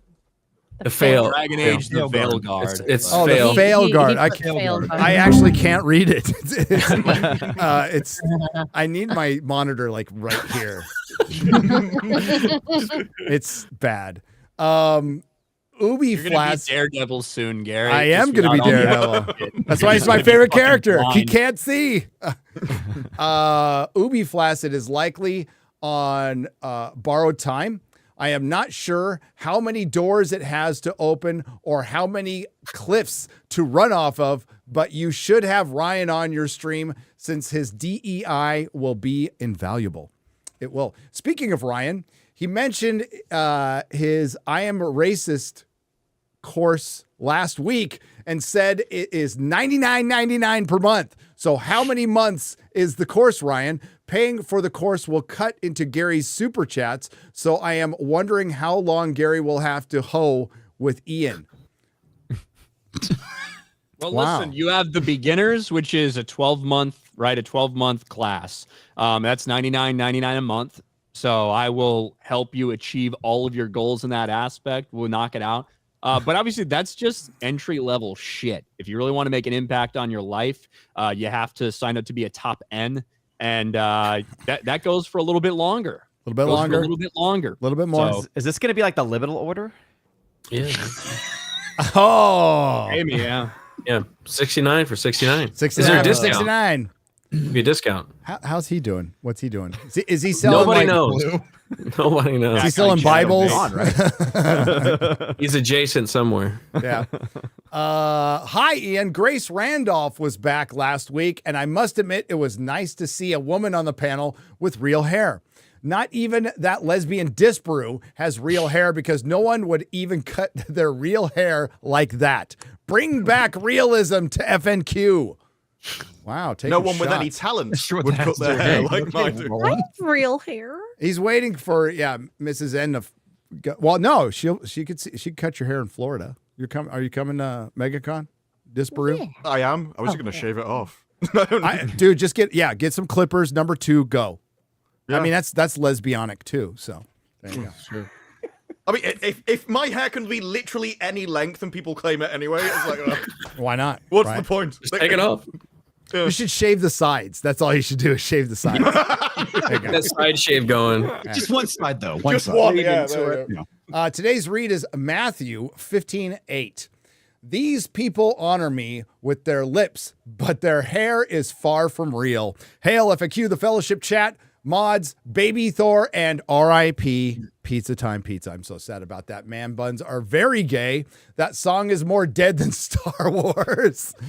Dan, until next time, so long, gay boys. This is all coming from a bald man, by the way. He's very jealous. Very jealous of all the hair. He is. Well, I mean, he waxed his balls too. That's right. He's like a seal. Something. Just seals are known for waxing their balls, right? No, they're known for being very sleek. Yeah. Oh, okay. Specifically in the ball region. His head. Sliding across that ice. Yeah, you sliding know. across the beach. Garrett, how many seals have you fondled to know this? All of them. I'm not allowed at SeaWorld anymore. I'm glad they're getting shut down. Your wife, man. Your picture is just posted everywhere. Yeah. Don't let this man in. Master Austin has gifted 20 Nerdrotic memberships for $100. Thank you. Clarkson's Farm Watch Party this Sunday. Something wholesome, something fun. Hang on. Are you talking? Is the new season coming out? No, we're still kind of working our way through the last one. It's just an excuse to rewatch it. I've already watched it like 4 or 5 times all the way through because it's one of the best show. One of the best shows ever. We did a Landman finale one. That was fun. So you haven't seen it, so I won't spoil for you. But yeah. Ben Browder, I didn't recognize Ben Browder from Farscape until I'm doing the watch party. I'm like, I know that voice. Holy shit, that's Ben Browder. So that made it just he's the military guy. Yeah, that makes it cooler. That just makes it cooler. UK Outlaws gifted 10 Nerdrotic memberships for Fitty. Thank you very much. I think once Jeremy's AIDS gets to a point where he can stream again, I think he's going to be doing the inauguration on Monday, right? I'm pretty sure. Yeah. Yeah. I don't even know if there's going to be a Geeks and Gamers Daily because I think Jeremy's just going to go full-blown Trump masturbatory session all day over on Cobracast. Get your happy tissues out. But I don't know really what that looks like now that so much is going to be indoors. Obviously, it's all going to be televised and everything, but I think the parade is now going to be indoors. Ironically, it's funny because when this news broke on Daily, I even threw people were like, "Oh, you could just take it. Is there a big stadium anywhere?" I'm like, "There's no football domes in that area." I said, "There is, I suppose. It's where the Washington Wizards play." Yep. I think they're going to do the parade in there, which holds 19,000 people, but that's not even close to the amount of people that were traveling and still have traveled. What was the number expected? It was huge. I was texting today who has travel plans to go to DC for this. I don't think she knows what she's going to do. So I don't know. Yeah, that's crazy. But I'll be on the live stream. I'll be there. I'll be there for some of it at some point. Yeah. Mark of Reality for Fitty. Last FNT before the return of the MAGA King. Too bad he had to move the inauguration indoors, but thank God he moved the inauguration indoors. Drone attempts and the Nose Ring Mafia had me worried. Well, they should always have you worried. Speaking of drone attempts, quick Forbidden Frontier programming note here. Stephen Greer says we will get disclosure tomorrow. We will get full disclosure on UFOs. There's a possibility of 2 things happening. There's either a ship coming towards us right now, or we found a crashed UFO. I think Stephen Greer is mostly full of shit, but we will keep an eye on it and we will talk about it on Forbidden Frontier. But that was one of the big things too. And there was a Tucker Carlson interview where he talked to a guy about the drones, and it was quite interesting. Duke Devil 95 has gifted 52 Nerdrotic memberships for $260. It's the new 52 and it's the good version. It's the good version. Fuck the new 52, except for Snyder's Batman and Swamp Thing. It's got a good Superman outfit. The Superman outfit fucking sucks. No. Yes, it does. Probably the best. Oh, shut up. Probably the best. Yeah, it's my favorite one. Do we want to bring up the big Lego announcement? Anybody? Spider-Man? No. You didn't see the Spider-Man rumor? Go to Steph's My Nerdy Homes Twitter. Hey, Gary, you're bringing this up? I'm bringing it up because I want you to build it so I can fucking smash it. Now I think I forget. And you know what? I'll use a cricket bat. Fuck it. I got buy one. it and I have one right over there. I'll start making it during FNT. Good Lord. What are you doing, Lego?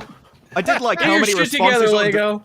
How many responses under this was just somebody used to shout shad about this? Yeah, I woke up and my Twitter mentions were just max. And I was like, okay, what's happened this time? And there we go. Twilight Lego. How much is it? It's like We got the spider monkey. $250. Is there a Lego set for abstinence? You can put together some. I don't know. Just looks like a generic house. Yeah. It's the Twilight house. Yeah, but surely there must be something a bit more symbolic of Twilight than. There's a big werewolf on the right. My guess is that there's more than just this out there. If I had to guess. Look at Bella and Edward in the tree. My question is, how many of these are going to be sent to Shad? Hang on tight, spider monkey. you know, Lego could make one of their Lego films and actually of Twilight and make it really funny with all the potential gags that they could do. Boo! Bad idea. Stop. Stop. Get some help. Get some help. Get some help. That's exactly what I was thinking. Hilarious. That probably would work.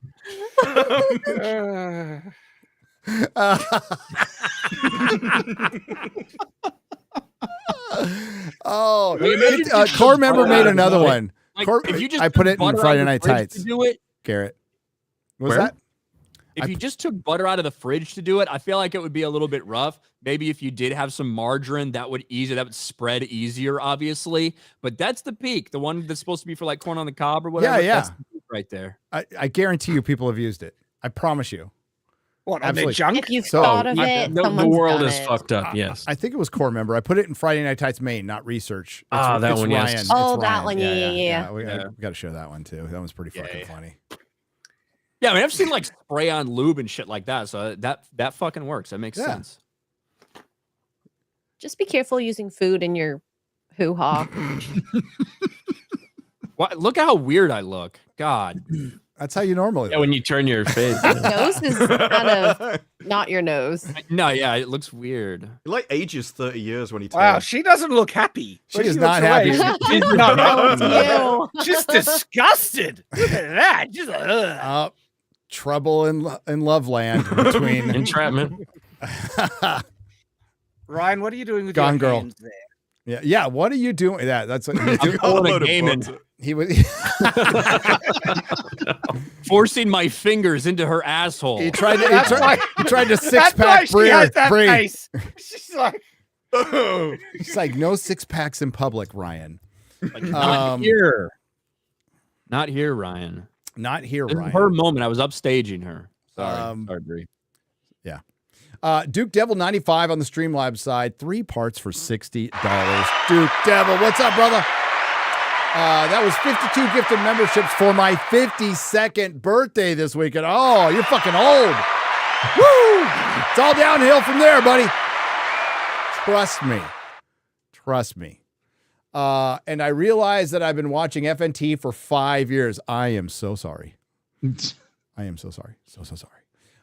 That 5 years of entertainment and more laughter than I could remember. I'll be at MegaCon for the meetup again. Hell yes. We'll talk about that in just a second. I'm planning to go to Vegas. I told you.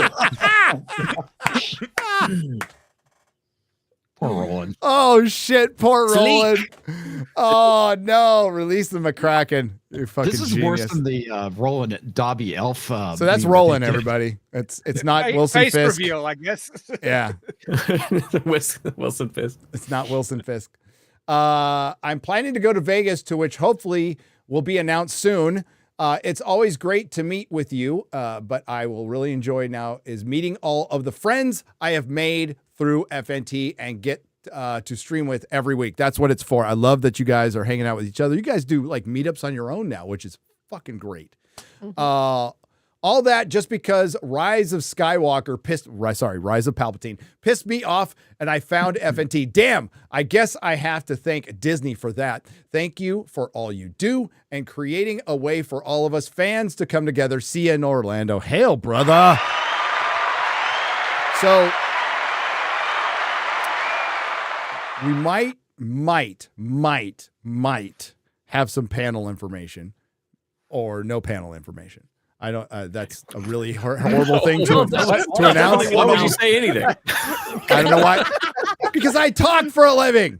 something could happen and something might not happen. And maybe not. Breaking news. The winner of the lottery will be Breaking someone news. else. Something might happen. Something might not. Sure yet. This is More like news at septic 9. neg.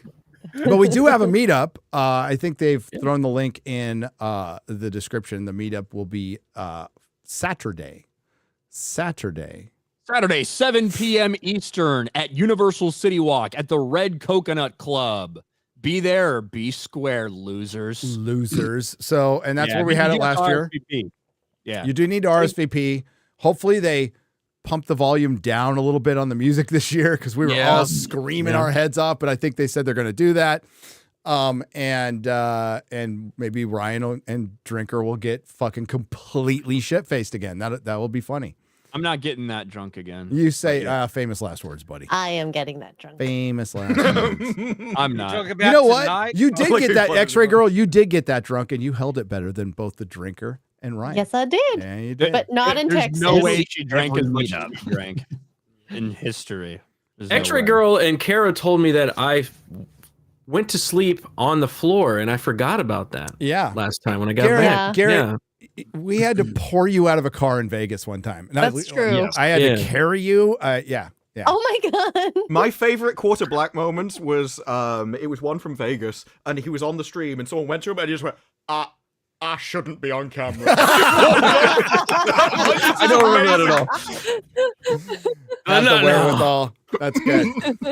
But yeah, working on the panel stuff. Ripa announced the booth number that could change because, all cons. A lot of moving parts. Yeah. All cons, even San Diego, probably the most efficiently run Comic-Con on the planet, is a fucking shit show. It's a shit show. They do shit last minute. It would amaze you that how few people put these things together, and somehow they get put together, but they're mostly shit shows. But he announced his booth number, and we're going to be at the booth at some point signing the real Star Wars. How do I say it? His fucking account name. Star Wars Theory. I'm thinking of the tweet. Real Star Wars Theory as opposed to the fake one. And Drinker and Ryan and the Geeks and Gamers crew will all be there. Hail Ripa, by the way. Oh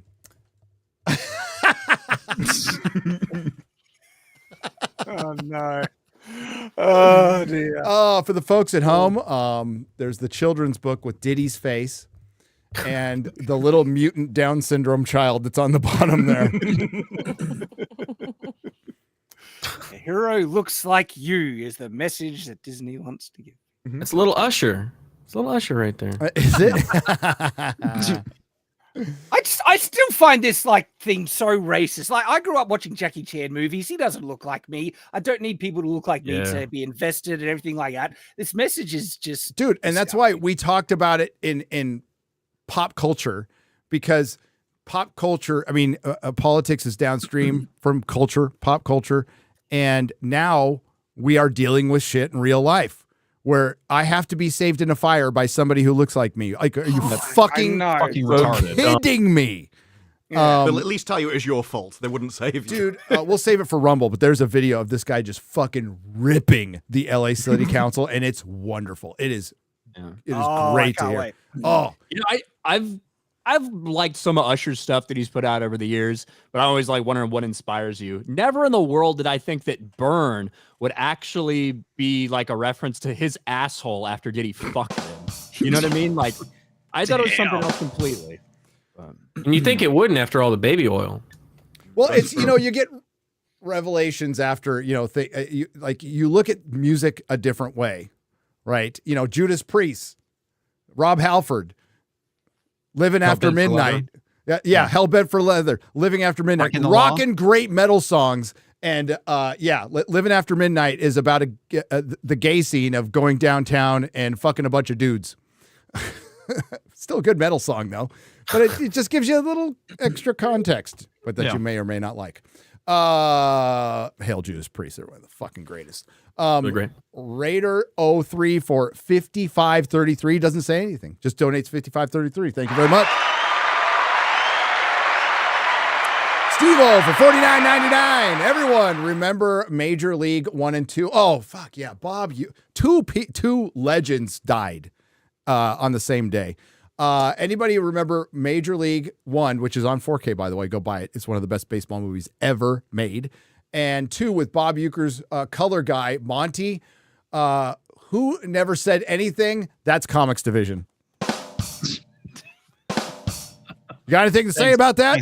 No, not really.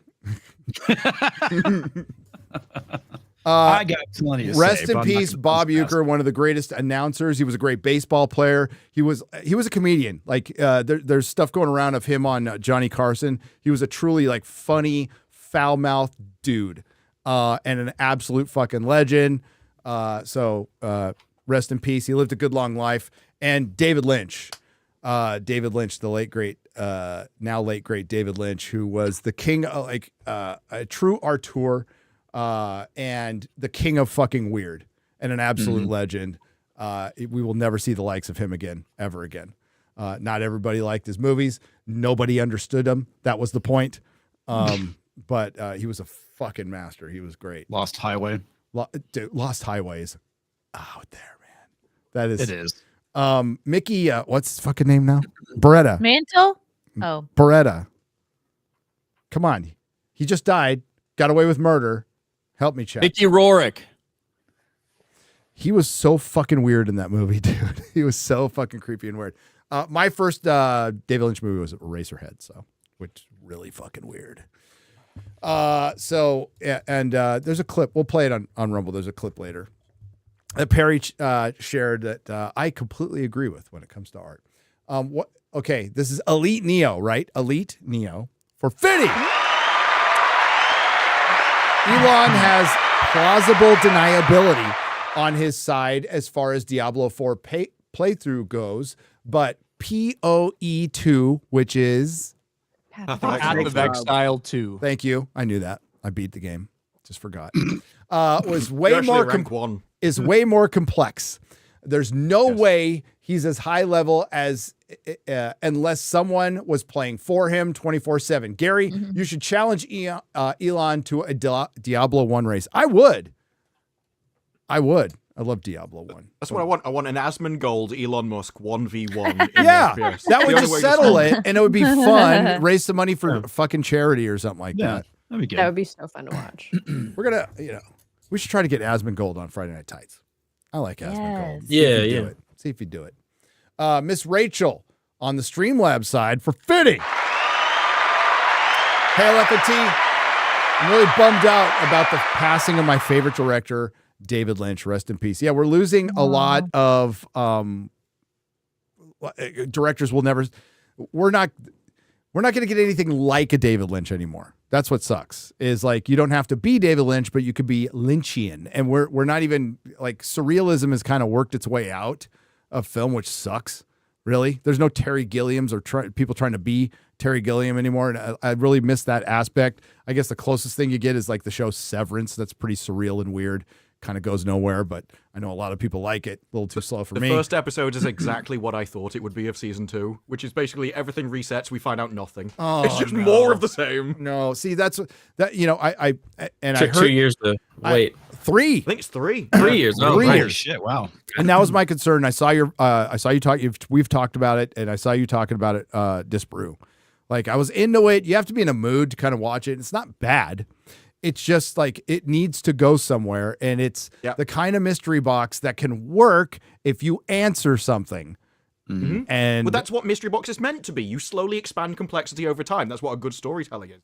Whereas in this, it did keep me entertained for the episode, and then you get to the end and think, well, that was a waste of time. Yeah, and it was like, it's like, what did we accomplish? You still have to accomplish something with the story.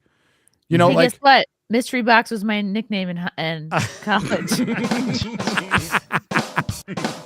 Oh God! You're gonna say high school. Why didn't I you was say gonna say because high school is too young. Okay. I was a prude in high school. Were you? Yeah, I know a lot of girls who Just we could have called jobs. mystery box in fucking high school. Okay, so I'll say it. Oh man, Laughing Man has just dropped $500. Holy shit! Laughing Man, thank you. Doesn't say anything. What's up, Laughing Man? Shout out Laughing Man. Shout out Laughing Man. Shout out. How are we doing on He time? does that sometimes. Thank you, Laughing Man. I see you over on the Day Cobra, and I you know what? Your support for the LGBT community is unequaled, Laughing Man. So I appreciate you ugly. Yeah, I appreciate that. Where's the Daredevil one? Here, I want to find the Daredevil one. Because it's got a good nerd question in there. Hang on, I can figure it out. I have control. What are we talking about? A super chat. Oh, yeah. I think everybody wants you to read over me, to be honest with you. No, I think they enjoy the charm of you reading. Oh, it's so charming and frustrating all at the same time. Jeremy was very upset that when I told everyone he fucking died because he wasn't there on Monday, wasn't there on Tuesday, that they didn't there wasn't a swarm of, gifted memberships and super chats. No one really gave a fuck that I told everyone he died. It's kind of how I want to be remembered when I'm gone. Just forget about it.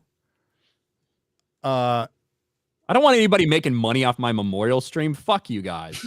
I'm gonna fucking exploit the fuck out of you for weeks. No one's gonna fucking pay you anything. I'm gonna bullshit the whole time. I'm gonna go, in real life, he's a really down to earth, nice guy. He loves everybody. It was a character the whole time. You know what? Order all your favorite fast food orders. I called Ryan today to check in on him. Because Ryan loves it when you call. Like, hey, buddy, you okay, buddy? That's his favorite thing. I think how he started it off before he burst into laughter. I know. I feel like you've got to at least play some jokes on the people. Like install like a knocking device inside your coffin or something. Like there's got to be some. You can't just go out with a song. Oh, fucking roast! Just burn me in a fucking grill somewhere. Yeah, like roast Ryan literally and figuratively on stream. We'll roast him after he dies, and we'll roast him. Yeah, why not? Show off your tattoo. That Lady Gray. Who's asking about your tattoo? Quarterback. Oh, I thought you got a new tattoo. Chrissy was just asking that. Is that a new one? Okay. Wait, let me see that one. That's a brand. I own you. Hey, yeah, I own you. We're all a team. You're never leaving the plantation. Now. At least a quarter of you That's isn't. cool. Oh, I got that's inspired by Severance. At least you get to work in the house. Yeah, that's what. Yeah, it's nice in here. For the record, that was It's X-Ray 18. Girl's idea. Okay, just to let you know. No, for the record, it was Perry Chan's idea. Was it Perry? Well, That's Perry true, yeah, Chan Perry did it the first. one. But you were the one like, let's go to the tattoo shop. Oh my god! Hey, everyone literally said every time I've mentioned it, "Oh, that's a cool idea. Let's do it." Y'all agreed. It is a cool idea. I didn't push you. You want the Daredevil question? I got think it. I found it. Oh, you got it? I found it. This is the one. So Grandmaster Chris for $9.99 says, when Captain America 4 fails, Marvel will spend half their lives just covering it up. Now born in the USA, I was born in the USA. Who wins? Batman versus Daredevil. Batman, come on. I think, I'd actually say Batman. Because, well, if neither of them need to Daredevil, see, doesn't he see through sound waves? So Batman would easily have something to counter that, and then away you go. If he clues on to that's his weakness. I love them both. I love them both. But even in compatibility, right? Daredevil isn't technically a superhuman with his physical side. Like, he's just a incredibly athletic, peak. He's a normal person like Batman. Like Batman. All Batman has to do is hit a sonic Wii or something Well, that's if he knows. Not everybody knows Daredevil's power. Like, very few. Like, they have no fucking idea how he does what he does. To know that. Yeah, you would have to know. So you always have to preface: does Batman have his utility belt? Does he? What kind of equipment does he have? How much preparation does he have? How much preparation does Daredevil? But if it's just one-on-one, I love Daredevil, but Batman. Yeah, I think no costumes, no gadgets, Batman still wins. Out of any character that could intuit and figure out how Daredevil works, it would be Batman in the middle of combat. And I think Batman has more training as well in terms of just his combative ability. I think he's just a superior fighter. And then combine that with all his other potential gadgets. Yeah, it's Batman hands down. Yeah. Easy. Yeah. Now, Batman doesn't beat Spider-Man. There's some people out there who've been trying to make that argument. Yeah. It's like, get the fuck out of get out. No, Get out. I mean, people don't understand how much of a game-changing ability Spider-Man's Spider Sense is. That actually kicks him up quite a lot. Quite a bit. And he's really fucking strong. I mean, that's people he don't can pick know up a car. strong, And really agile and really fast. And even if Batman could absolutely, Batman with preparation can take on Superman. Okay, Batman with preparation, but being a precog, that's pretty tough to beat. That's huge. That's pretty tough to beat. Anonymous has donated 50 on the Streamlabs side. This is very sad news, by the way. I want to prepare everybody, and I'm not joking. Hey, Gary, during your talk with Troy Duffy, you spoke about your motivation being your kids. My wife just passed away recently. I'm very sorry. Oh, very sorry to hear that. Fucking rough. After giving birth to our beautiful daughter, and your words hit home really hard. Thanks for saying what you did. It struck deep. Oh, man. I'm so sorry. And yeah, that's the only thing that kept me from just completely falling in the darkness and basically dying was my kid. So I'm really sorry to hear that. And yeah, you have your daughter. You have your daughter, and and she needs you. She needs you more than ever. So thanks, brother. Thank you. Wow. I can't transition into that. I'm going to go to a different super chat. I can't. I was going to say that is essentially the foundation of all heroic stories, is that everybody needs something greater than them to actually fight for, and you can. It's Lord of the Rings, because there's something in this world worth fighting for. This is the kind of the message which is missing from all modern entertainment. Everything now is just dark and miserable for no reason. We need stories like that back again, or moments like that, so that it helps people and go like, no, I know how to cope with this because I've seen it somewhere else. Yep. Well, even if it's fantasy. So much of the core of heroism is self-sacrifice for other people, right? Yeah. But modern Hollywood, they don't want to do that. It's all about entitlement and being validated and who they are. They're perfect and all that crap. Yeah, being self-centered. Well, I think it's what people miss about stories is they're not just stories. They actually come in useful in your real life, which is why everyone bonds around stories. Because you relate to them and they're useful. Absolutely. No, like I'm sure every husband and wife has had this conversation, and Anonymous, I'm absolutely sure you had a conversation with your wife, and I know you know that she would have wanted you to absolutely carry on and be a dad to the kids. I've had that conversation with my wife. Anything happens to me, don't get all broken up about it. And she said, I won't. But I mean, with no, but like seriously, you guys are right. It's kind of it's the basis of recovery too. Like there's something out there bigger than yourself, that that's where the higher power comes in, and it can be God. It can be anything you need it to be. And while like sobriety or raising your kids, this is the higher priority than me. Like they are more important than me. I am now, well, you're not, Anonymous, but like I am expendable when it comes to my kids. I would rather for anything, I would rather it be me than my kids. And that once you have a kid, Chrissy's going through this now, it absolutely changes your perspective on life. It is life-changing. And it changes your ass. And that too. Well, yours. Yeah. That yours. I didn't even have to finish the sentence. When I said to Frank, I'm like, Frank, if there ever comes a time where it's me or he's like, the baby, I'm letting you die. I was like, wow. That's so special. Wait a minute. That's something he needs your permission for. He would just do it. Yeah. Like those like once you have those are the things that like run through your mind when you're going over every single bridge or whatever. It's like, okay, if I went off this bridge, what would I do? This one can swim, this one can. I'd get this one out. Holy yeah. Which one would I use as a human shield? No, that's a horror scenario I've gone 100%. Through as well. Like if a car goes in, how do you get your kids out, and who like?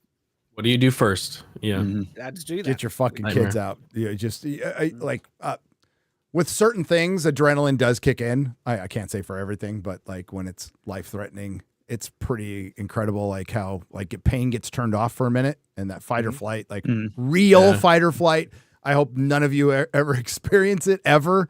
And then you just kind of do this and you go, oh shit, I'm not on fire. I don't have a bullet hole. I'm alive. Yay. But yeah, won't get into that right now. But we do, what was that? Oh, hey, cool. You got Daredevil to read super chats. Says snacks for $5. Thank you. Thank you. Can we make these in Braille? I might have to consider that.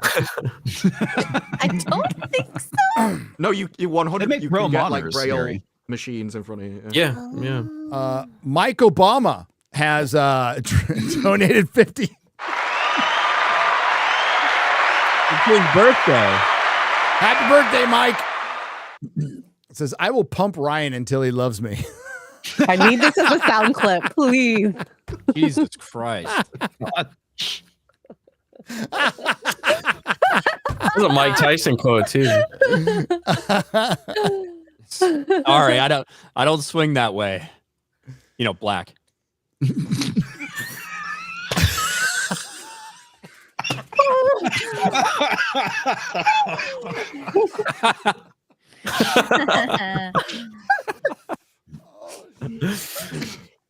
Oh my god. We almost made it. You know, I thought we would probably get past Ryan saying, well, you know, I've never had Neil Gaiman's cum on my face and been raped by Neil Gaiman. We almost made it. We've had a streak of 5 FNTs in a row not being demonetized. Somehow. Somehow. Not even last week's? Not even. No, last week's is fine. No, having Benny on, like just, okay, that's when you know things change. So when we had Benny on, it would just automatically, none of the stuff we said with Benny was super controversial or crazy. But every time he came on, anytime a political figure came on, automatically demonetized, no matter what, just because that face is on the thumbnail, right? Wow. This time, no. So I think shit is changing. Leo will be fine. Yeah. Leo Fisher for $20 says, pardon Gary Beekler. That's right. Trump, pardon me. Yeah. Because Gavin won't. And I wouldn't ask. I would rather stay a felon than ask Gavin Newsom to fucking pardon me. There it is. Like right there. That's why you should. What are you doing in that? I am. That is my cry of victory. That is it. I am the king. It looks like you're getting ass raped. Looks like you're getting butter out. That's from Vegas, right? We were standing. Yeah, we were in. I like how that reminded you where it was. Yeah, why is that? We were in Area 15, and we were posing in front of the black light shit, right? And everybody was like, in front of the lightning, and it was supposed to be like Thor's hammer. Or Dude, I had like such a hangover. Yep. He didn't have the butter with him, hey Gary? Yep, they didn't have the spray on butter with them. It was a little rough. Wet raw dog. Oh my god.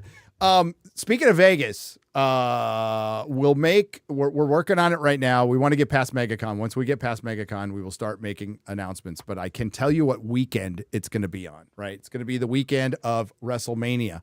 But usually we do our meetups during the week. We love the Millennium Fandom Bar, and it still might happen there. We got to work some things out. But if it doesn't, we are maybe possibly looking for a venue that can hold 500 people.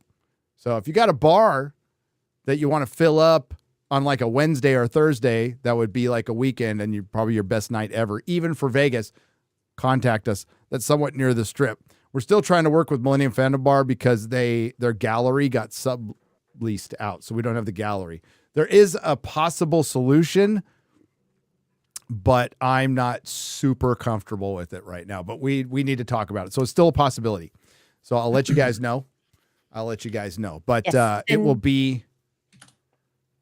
What was that? I was gonna say email Gary at nerdrotic.com if you have possible venues that you're looking for, because we go through that email much more stringently. And I'm fine. Like what we usually do is we fill your bar, you give it to us, and I buy the first 2 rounds of drinks. I don't charge tickets. I won't do that. I won't fucking charge any tickets to anybody ever.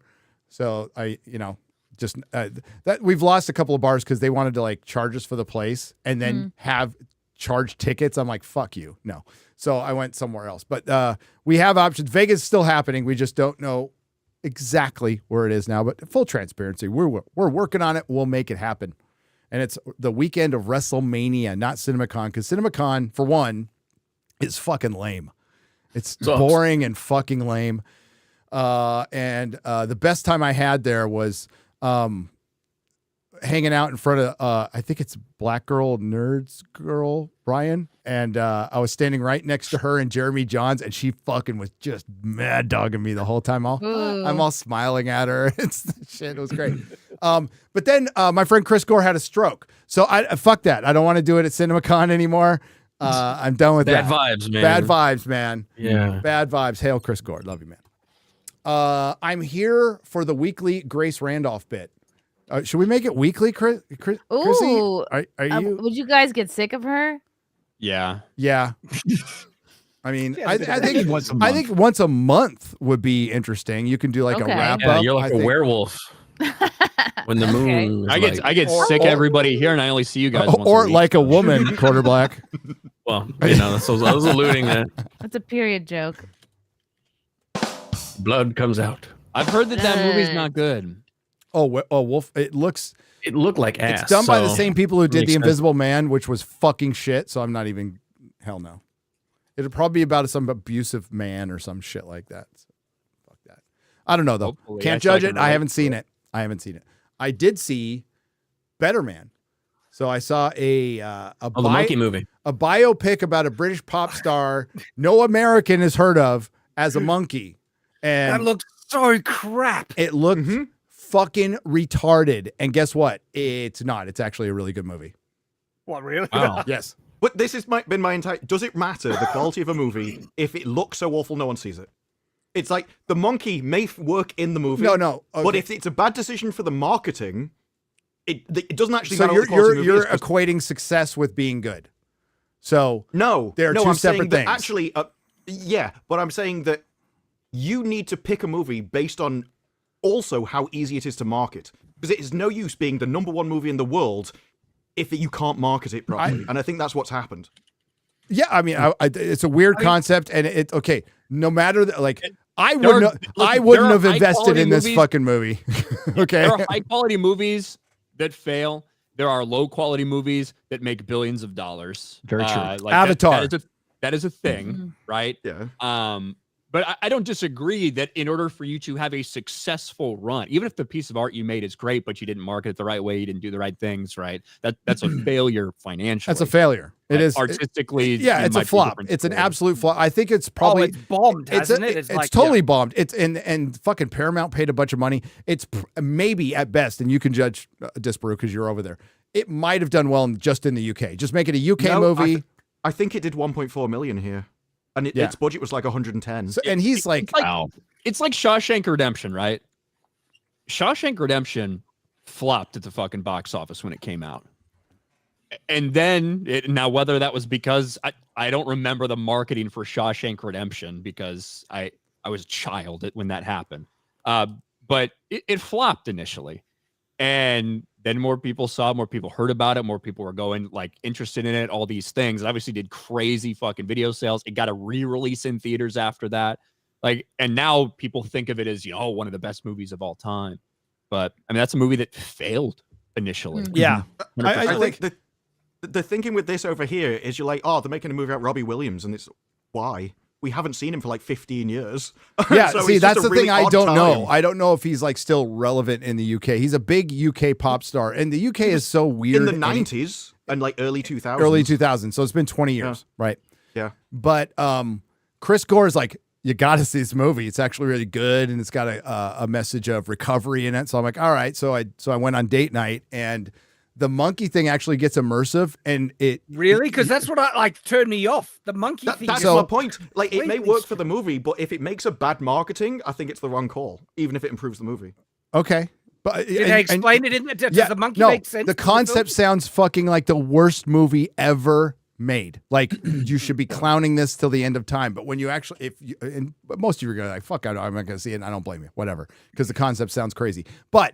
The monkey part actually, thematically, it's how he sees himself because he's got this monkey on his back of addiction, and it's a story as old as time. It's a kid who got really famous in a fucking boy band and never really didn't have his father bailed on him. He was super insecure, fucking hated himself, got into fucking drugs, and at the pinnacle when he's playing some big festival, He wants to commit suicide afterwards, and he should be the happiest person on earth. And it just shows that addiction is the most inclusive thing on the planet. It will fucking kill and destroy anybody, poor, white, black, gay, straight, whatever. And that the overall message and story is good. And no, you never fucking, and he plays off like this, really arrogant twat, and there's different versions of he's literally like slaying his own demons. There's a like a battle between all the monkey versions of himself where he's like, you know, he fucking kills the child version of himself. It's fucking gnarly. Where like the little young version, he just sticks a knife in slowly and starts killing it. And there's a great line in it that that is like a lot of addicts feel, like who aren't, you know, suicide is a real thing. I was never suicidal, but there's a line that he says, you know, I'm not scared to die. I just don't want to, you know, and that was pretty much, that was my, you know, a feeling of recklessness and not giving a fuck. But yeah, it was surprisingly good. Yeah, I got a call like I see it. I was like, wow. So you know, I'm going, you know, I listen to Chris most of the time, and you know, we disagree on stuff, and I'm like, oh, I could either, you know, this will be either really fucking funny, and I ended up liking it, and it's going to be a massive flop, biggest flop of the year by far, because it's such a tough concept to push. Not the monkey, the pop star who's 20 years away from relevance, who's never been huge here. Like ever. That was the thing. The best bit of the trailer for me is when he introduces it at the start and it's got his music going, because that was nostalgic. And I think you could have played off that. And then the moment it goes into the monkey, it's like, it detaches anyone who's a fan of him because it's not him in the movie. Oh, dude, when I saw that clip and I was like, what the fuck is this? So when Chris tells me Better Man's really good, I'm like, you mean the fucking monkey movie? Get the fuck out of here. Get the fuck out of here. But I could easily say I enjoyed it more than Wicked. So there you go. I'm never going to see it because of all the fucking retard British people out that are like, how have you never heard of Robbie Williams? Fuck you. Dude, the boy band he was in, see it now. I have never heard of. I have never ever take that. Never heard of. It's one of the biggest ones over here. You have over there, and you don't listen to ours. Fuck you. I don't. You know what's dumb monkey movie? We fought a war over this. Oh, overtake that. Yes, specifically this. So I guess the thing over in the UK back in the day when boy bands were a thing, right, is they would get their start going to fucking gay clubs and playing gay clubs. 15-year-old boys. Oh, boy. I think there were a Simon Cowell creation. What's going on over there, man? Yeah, we know what's going on over there, BBC. No, apparently Simon Cowell turned them down. Yeah, I've never heard of the guy who put the band together, and it was an interesting story. It really was. You never even heard of the guy. Why would you hear the guy's producer? I know. Well, no, right? because Simon Cowell actually is known because he does America's Got Talent and all yeah, that I know who Simon Cowell. Yeah, like we know who Simon Cowell is. Nobody knows who Robbie Williams is. Like nobody. Stephen De Leon for $5. Shout out to West Texas. Bills Mafia, not Red Dem Rules. Fuck you, Jeremy, and fuck Ryan also. Hope your fucking Notre Dame Fighting Irish get their shit pushed in. I think Ohio State is looking like they can take it all, man. Ohio State looks like they're... I'm not a massive... I don't really like Ohio State that much, but I'll root for anybody against Notre Dame. I don't like college football that much, but yeah, they look good. They look good. Don't care about college football, though. What else is going on? Yeah. Mr. Bentham for $2 says, send prayers and money to Jeremy sick with ligma. He's got monkey pox. Terminal. It's terminal monkey AIDS. He saw pox. Better Man, and that was it. He saw Better Man. Maybe send him some butter. He'll feel better. Some butter and Neil Gaiman. Mechanism Studios. Words not good now. For $10. I can't make MegaCon due to back injury. Oh, shit. That'll suck. Man. Don't get surgery. Any chance you guys coming to South Carolina Comic-Con or Greenville on April 4th through 6th? It'll be awesome to meet you guys. I've only met Jay so far. That's disappointing. And he has Jade's. We will be at Cosmic Summit in June. The Forbidden Frontier crew, and that is that in Georgia or is that?